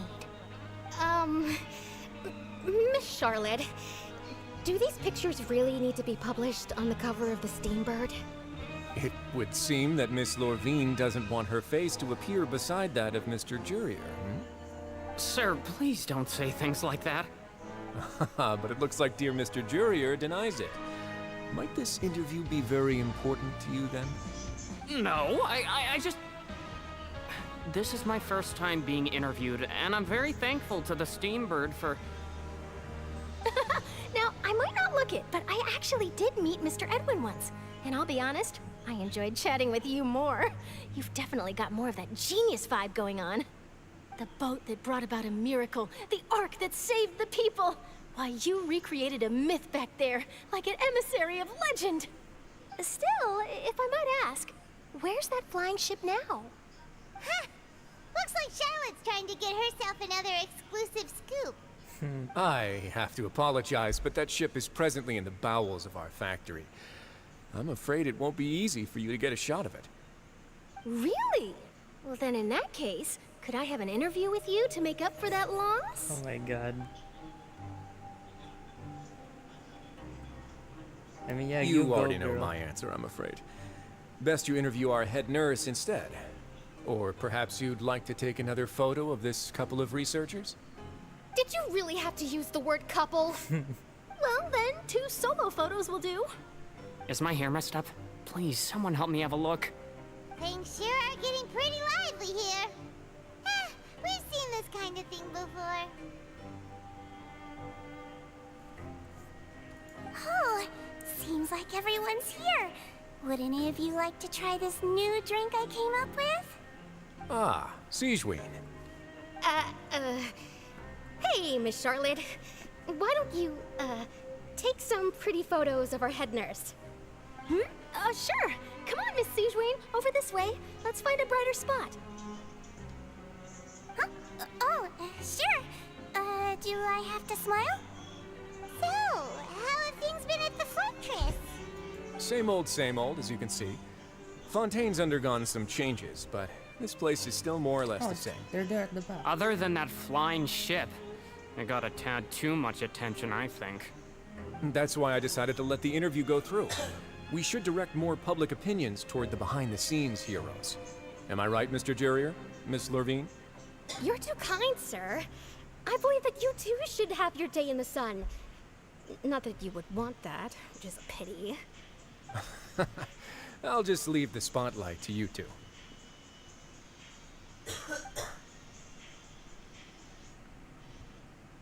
I see.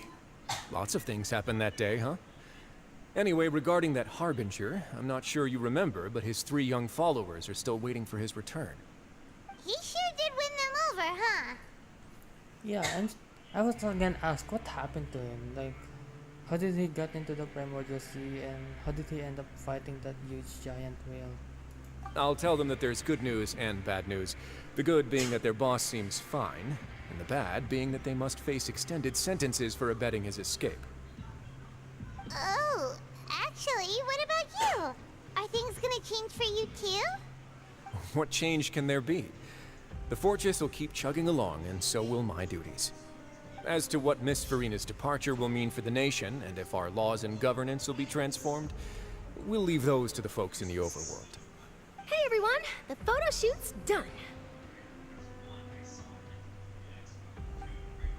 Good. In that case, let's call it a day here. Thanks for your cooperation. Come on, Traveler, let's go. Till next time, everyone. There'll be a next time? Maybe. Who knows? I might write a story about the underwater factory next time. Until then. All right. Last stop, the docks. I like Charlotte. You go, girl. You know, I'd love to see you in one of Charlotte's photo shoots one day. Is that really necessary? Our line of work doesn't really require much photographing. It's precisely because we don't need the picture that they'll have value as keepsakes. We don't really look all that opposed to the idea, you know. Maybe I'm just happy that I managed to once again avoid the spotlight. I think this interview went well either way. Yes, you successfully kept prying eyes away by using Mr. Jurier and Miss Lorvine as shields. Very good. Oh my god. You should be happy for them. They have a bright future ahead of them. Where are they actually? Are they here? They're there. Oh my god, yes. Here are the interview notes. They mentioned that the flying ship may have many uses in the future, and the journalist asked me what I thought of them. Seriously, how would I know anything about that? Flight is just flight. Whether people want to use a flying ship to broadcast good news or organize weddings is none of my beeswax. A wedding?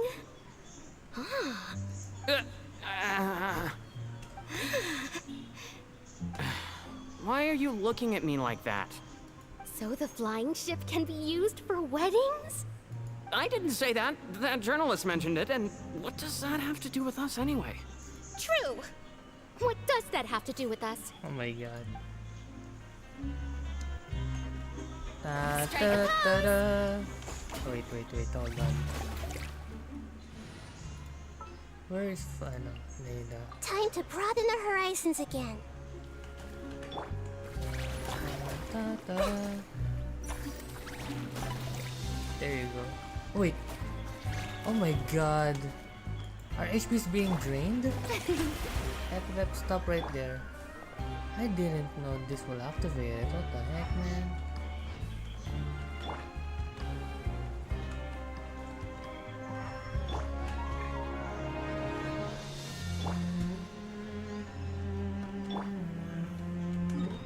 Where to next? Here? All the way here? Okay.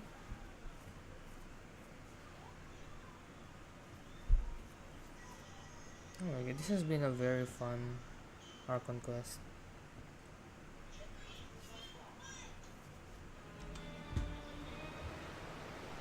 Oops. Wait, who should I put here?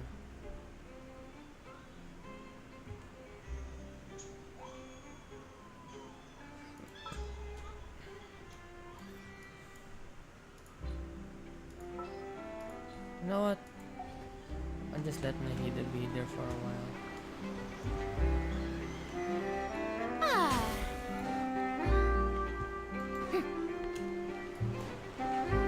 She has a vision, right? And then when she switched back, okay, she still has a vision. But that gets explained in the ending or something.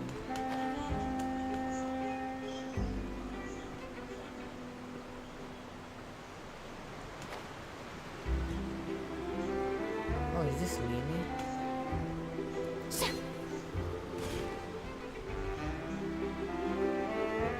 Oh, it is.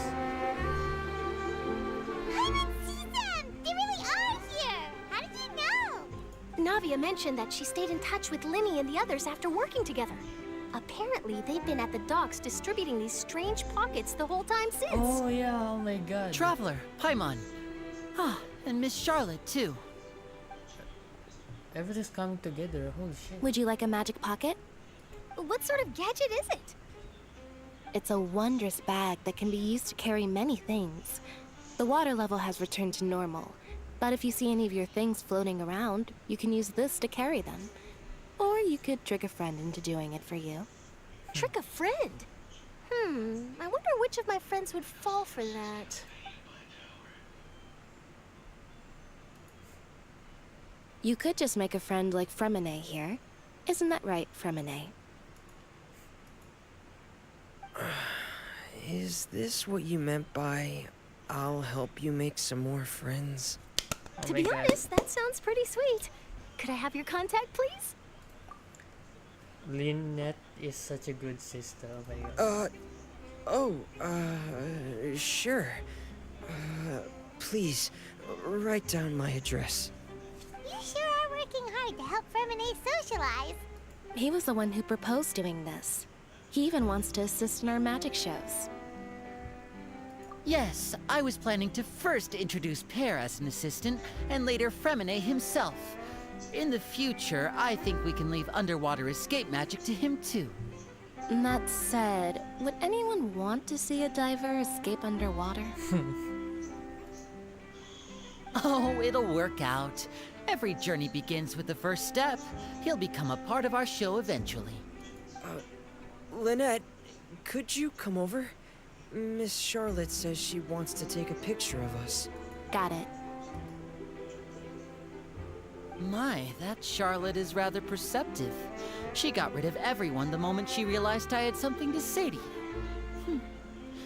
So, how have things been, Traveler? Father says that you did a great deal during the latest events. She's very grateful for your contributions to Fontaine. That's alright. We were more than happy to help. So, what's she doing now? I guess the only grievance I have is that we didn't get to connect with Farina that much, besides the part where we entered her mind or something. And then again, it came at the cost of putting the spotlight on Nouvellette. And we also have Farina's story quest. I wonder how she'll do now. What her role she'll play in the story moving forward, since Nouvellette has the Gnosis, I'm assuming. Oh, I guess you haven't heard. Well, after Lady Farina left, Father and Monsieur Neuvillette opened negotiations, during which he gave Fontaine's Gnosis to her as a diplomatic gift. What? I knew that. Oh my god, why didn't you see that on screen though? A diplomatic gift? A gnosis? Yes, I was quite surprised at first myself. But when I thought it over, there were actually a number of things going for it. It could have been done as an apology for the incident with Lord Child, or as thanks for his help in tying the all-devouring narwhal down. Furthermore, Father did also lend significant aid to Fontaine and Poisson. Well, that's true, but this is a gnosis we're talking about. Doesn't this seem a bit irresponsible? Well, let's go talk to Nouvellette I then. would agree, but I've also heard that it seems that Monsieur Neuvillette has had a significant change of heart regarding the matter. So there's some reason for this that only Neuvillette knows about? I suspect you'll have to ask him about that yourself. Yeah, let's go. Ah, yes, speaking of which, I did see him strolling around the entrance to the Fortress of Meripede a while back. Isn't he real busy and stuff? Paimon didn't think he'd have the time for that. But back to the topic. The Gnosis was given to the knave, right? What about Child? They say that he's returned to Snezhnaya to recover from his wounds. I hear that the recent disaster really did a number on his health. Huh. That's true. When you think about it, we've had loads of run-ins with the Fatui. To think we'd be allied with them this time. So shocked by such a simple switching of sides? Knave.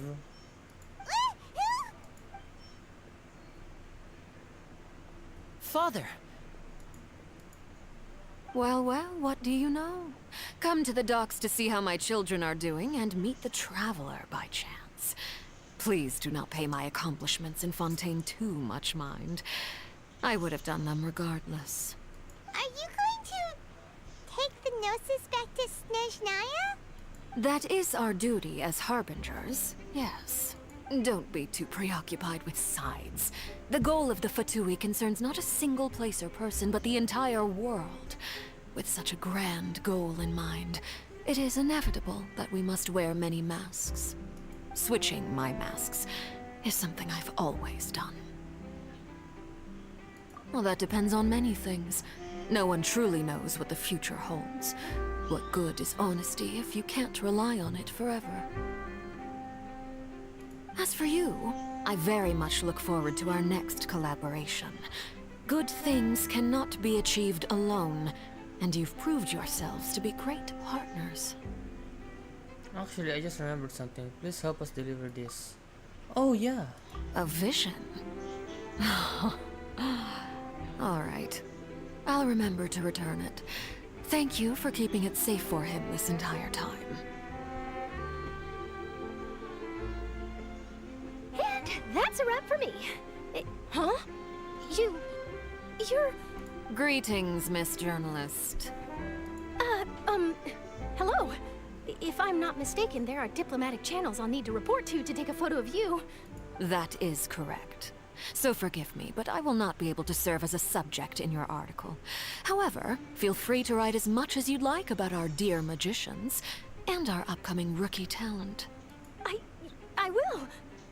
The sea breeze is quite pleasant. I shall continue my walk while the weather remains so agreeable. Farewell. Farewell, Father. Oh, she has such an intimidating presence. I didn't even dare to take a picture. Thankfully, I've already wrapped up all my pre-scheduled interviews. Thank you all. This'll be more than enough for me to write about, I'm sure. Don't be too nervous. Why don't you take a magic pocket before you go? Here, Traveler, Paimon, you take one too. To move things about? That's right. Funny. I was giving out magic pockets when we first met too. And what do you know? I'm doing the exact same thing right now. So many things have happened, but the pockets are still the pockets. I guess this must be life.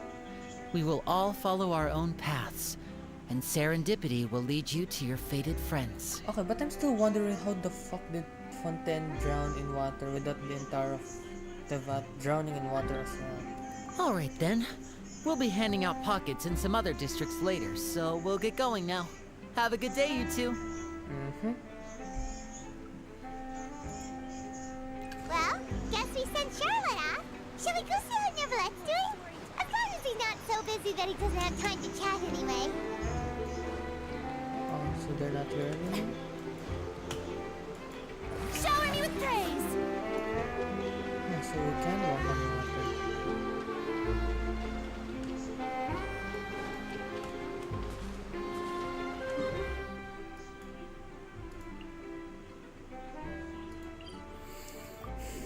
Opera Epicless.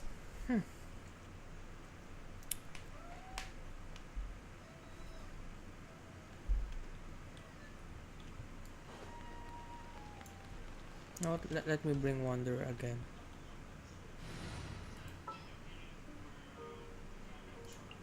This had better be important.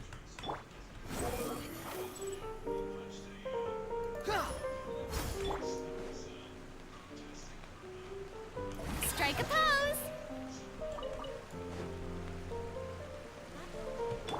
The wind rises.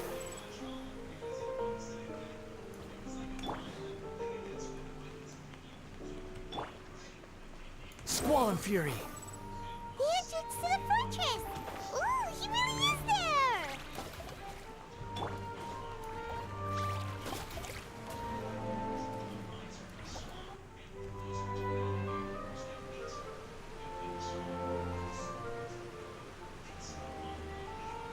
So, you really are here, Neverlet!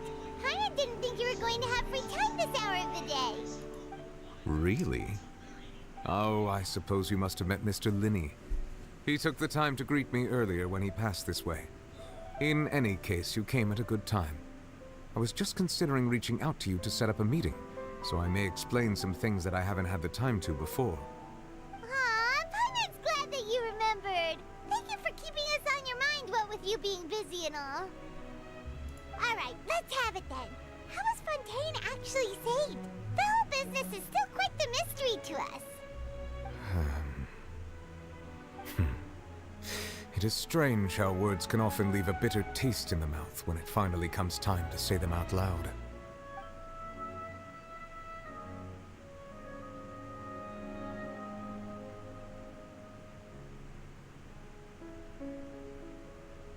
Whoa.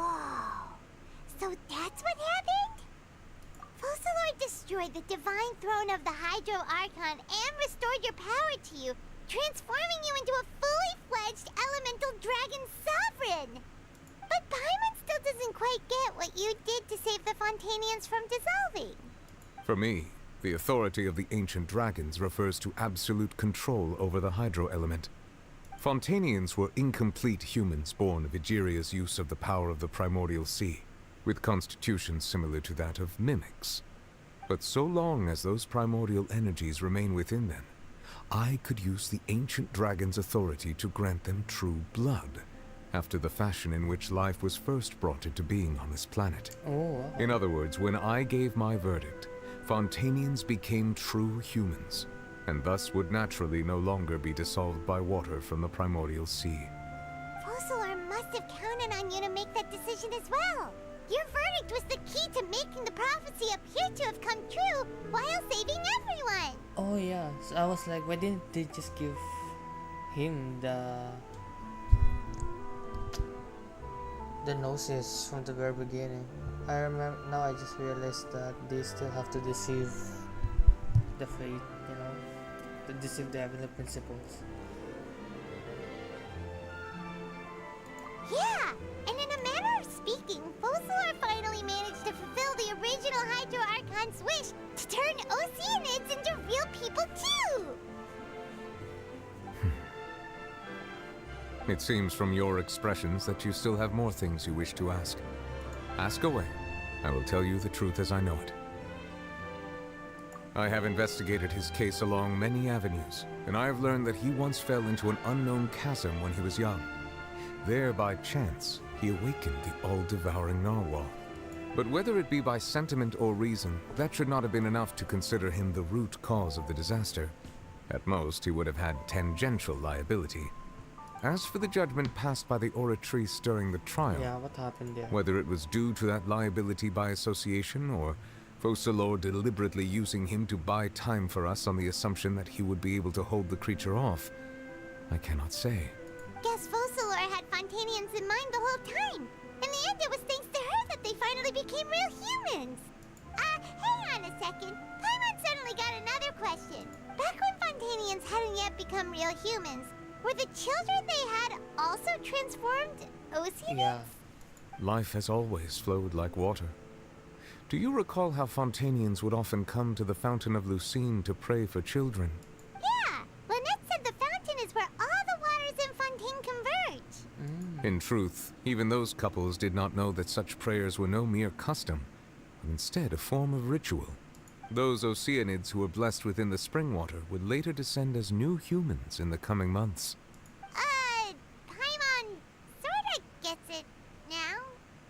Either way, seems like this ritual won't be of any further use, but it'll probably live on as a local custom. Ask away. I will tell you the truth as I know it. Yeah, about that. Risley said Farina has already left. What's that all about? Ah, Lady Farina. The people are only aware that her death sentence has not been carried out. She abdicated the post of Hydro Archon and left affairs related to that title to me, before leaving the Opera House. I related Fossilor's words to her faithfully and completely. After hearing them, she seemed neither saddened nor comforted. Yeah, I kinda wished she met Egeria one last time. She simply said that she was tired and needed to rest. Having said that, she then packed her things and moved out of the Opera House, not unlike how an ordinary person might. But she's still got a place to stay, right? You need not worry. I will make arrangements to ensure that she will not want for food, clothing, board, or travel. In truth, I am somewhat happy for her. The wear and tear on her spirit will, of course, take time to heal. But now that she no longer has to play the role of Fossilor the Hydro Archon, she can finally lay down her burdens and lead a normal life. What about you then? What are your plans now that you've regained your full powers as the Hydro Dragon? After Fossilor passed on, the Oratrice also ceased to function. This matter will directly affect our trials. After much careful consideration, I've decided to take over its role in our courts. From now on, I shall hear cases and pass verdicts by myself. Looks like you're still considering stuff from the perspective of the Udex, huh? As an elemental dragon, there are indeed many things that I must do. But this power and this duty, in a manner of speaking, you could say that both were granted to me. As such, before I attend to my other responsibilities, I must first and foremost continue to serve Fontaine as its highest judge. The duty of the Hydro Sovereign and the duty of the Udex shall coexist within my person. Additionally, the Hydro Archon's departure has brought about another problem, which is that the Opera House shall no longer produce indemnitium. That's true. That power was derived from the people's faith in the Hydro Archon, wasn't it? Wait, but the various mechs and machines in the city are all still okay. Where are they getting their energy from? As I am now, I have full command over New Musia, and it can serve as a complete substitute. Another reason why I cannot quite leave Fontaine immediately. Wow. This ancient dragon's authority stuff is really quite useful, huh? Ask away. I will tell you the truth as I know it. Well, that's the case. In terms of gameplay, shouldn't you have both Numa and Osea then? Okay, now about the Gnosis. Oh, that's right! They say you've given it to the knave as a diplomatic gift or something! Leaving aside their intentionality, the two Fatui Harbingers have indeed done much for us during this crisis. Their sole remaining goal in Fontaine, at least at this point, would seem to be the Gnosis. The Oratrice has ceased to function. The Hydro Archon's divine throne is now no more, and I do not need the Gnosis's power. As such, it has lost all meaning for Fontaine. If the Fatui have impure designs, then we might as well accede to their request now, and avoid unnecessary conflict. What complicated considerations? Paimon thought you were just giving it to them out of gratitude to the knave and as an apology to Child. Ask away. I will tell you the truth as I know it. You will soon be heading to Natlan, I presume? I'm afraid that I have little talent as a travel guide, so all I can do is tell you what I know about that land. As far as I'm aware, Natlan can be said to be a nation of dragons. A nation of dragons? You mean like you? No, I suspect that I would not find myself welcome there. Unlike ancient dragons such as myself, the dragons of Natlan have undergone long years of development and evolution. Large numbers of them have entered a form of coexistence with humanity. Okay, Natlan is Natlan also the war. nation of war. War ravages those lands like an undying flame. There is one other piece of information I got incidentally from my negotiations with the Knave that I believe may be useful to you. Okay. The Harbinger known as the Captain has thrown his hat into the endless ring of war. Capitano? Oh my Sounds like god. a real tough customer. Seriously, everywhere you look, there's a Fatui Harbinger doing their thing. I suggest that you fully prepare yourself before going to Natlan. In the meantime, Fontaine's doors will always be open to you. Ask away. I will tell you the truth as I know it. But the next stop on my journey. You will soon be heading to Natlan, I presume. Oh wait. I'm afraid that I have little talent. As far as I'm aware... A nation of dragons? No, unlike in Natlan is all... There is one other... The Harbinger known as the... Captain. I suggest that you fully... Ask away. I will tell you the truth as I know it. Hang on a sec. Paimon still got a question about the Gnosis. When we spoke to Linny earlier, he mentioned that your attitude towards giving away the Gnosis had clearly changed. We guessed that there might be some reason for it that only you were aware of. No wonder the House of the Hearth is the Fatui's intelligence division. They are certainly sharp. So regarding this specific issue, I was just getting ready to share something with you. What is it? In truth, I exchanged some further words with that lady named Skirk after sending you two back to the surface. It went something like this.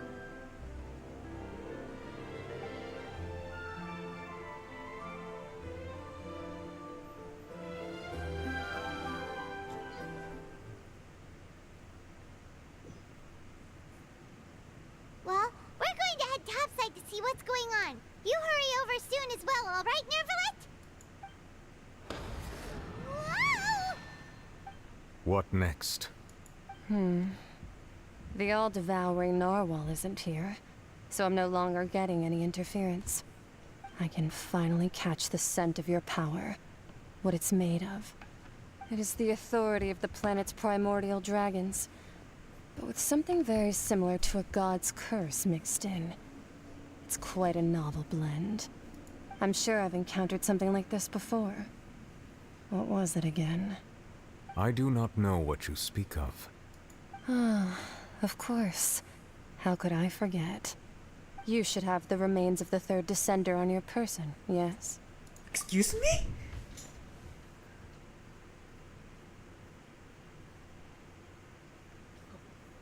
One of the descenders freaked the dragons? Remains? I've never heard of any such thing. Huh. According to your parlance, I believe it may be called a gnosis. Well, that much is true. After Focalor's divinity faded, she handed her gnosis to me. But I fear I have never heard of it described in the manner that you just did. I've been training with my master, the Foul, ever since I was young, and I have never returned to the surface since. So most of the information I possess, I got from him. It is only natural for those who are greater than humanity to possess a different sort of common sense, which is why there are so many problems in our attempts to communicate with humans. Regardless, you should probably get rid of objects of misfortune to prevent any disasters from befalling you. To live in itself is a blessing. But once a person dies, the bonds he once had with this world shall all turn to curses. What do you mean by that? No need to fret.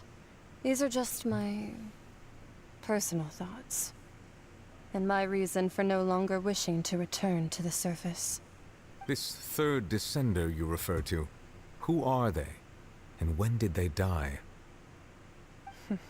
Master never mentioned them to me. Perhaps it just wasn't that important for me to know. If you're interested, though, I could ask him. I'll be sure to pass the answer on to you next time. Next time? You believe we will meet again? I do. Wait. I have a disciple of my own, don't I? He can be the messenger then.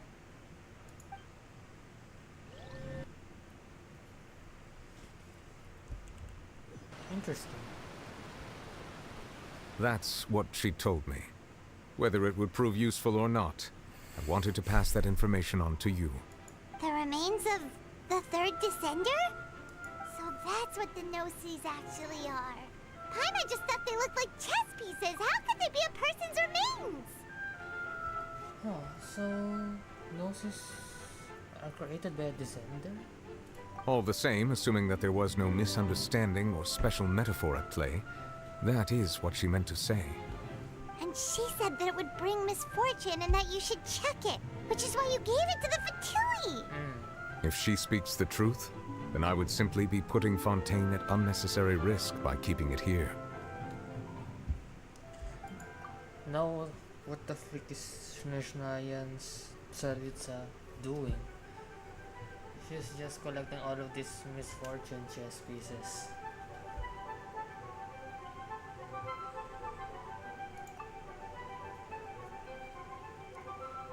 The Gnosis are related to the Descenders, yeah? And two, the one who came before me has already died.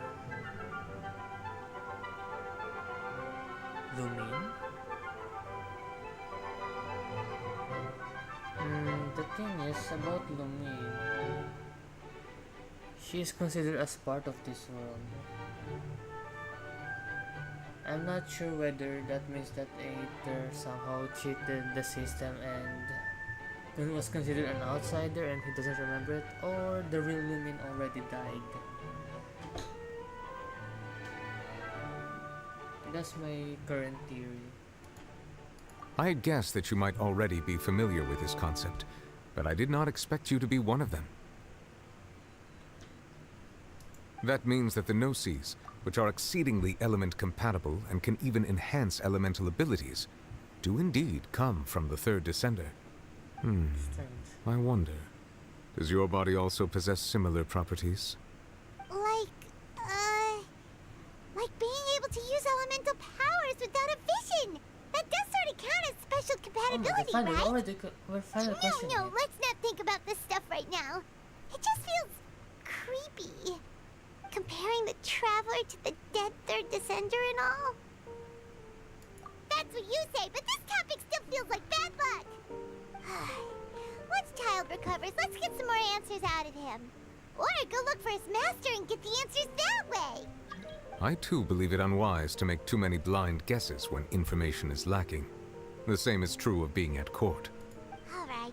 Whatever the case, it seems like the crisis here in Fontaine's over for now. Yes. All of Focalor's efforts were for this moment as well. But she sacrificed herself in the end as a god, and she suffered through all those years as a human. Was Was that really what she wanted? I suppose that would be the mystery of a god's will. I suspect not. But once in a while, I too would guess that if wishes were like the clouds in the sky, they will one day return to the earth as raindrops. Life flows like water, and rain is the final answer. The water levels may sometimes tilt one way or another, but the rain falls fairly upon all. And what, ultimately, is the difference between the rains that fall upon all of us?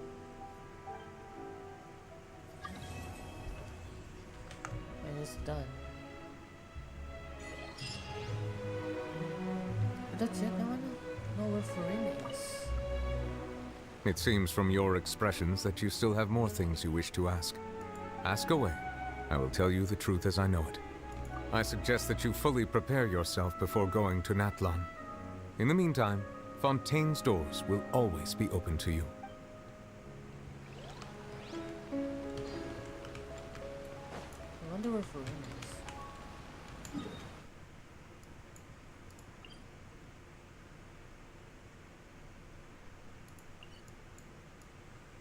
Oh boy.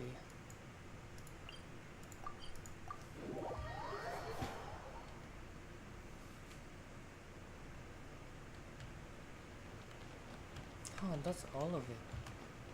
Can't believe it's all over now.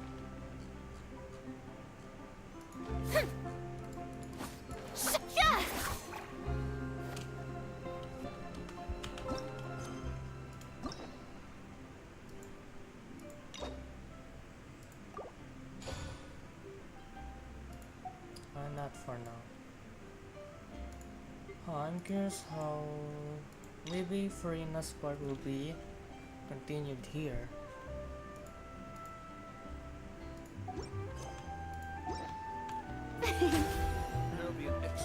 Because the one question I have is how does she have a vision here?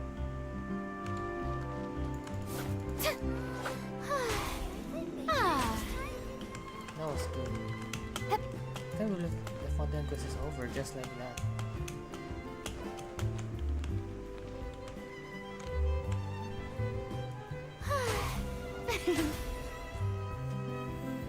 I guess that's it. Okay, we're finally done. I can do my schoolwork now. Oh, never mind. It's already 12. It's already 11. Oh shoot. I need to sleep. No. I'm gonna work my ass off. Okay. Bye. That's about it. Stop streaming.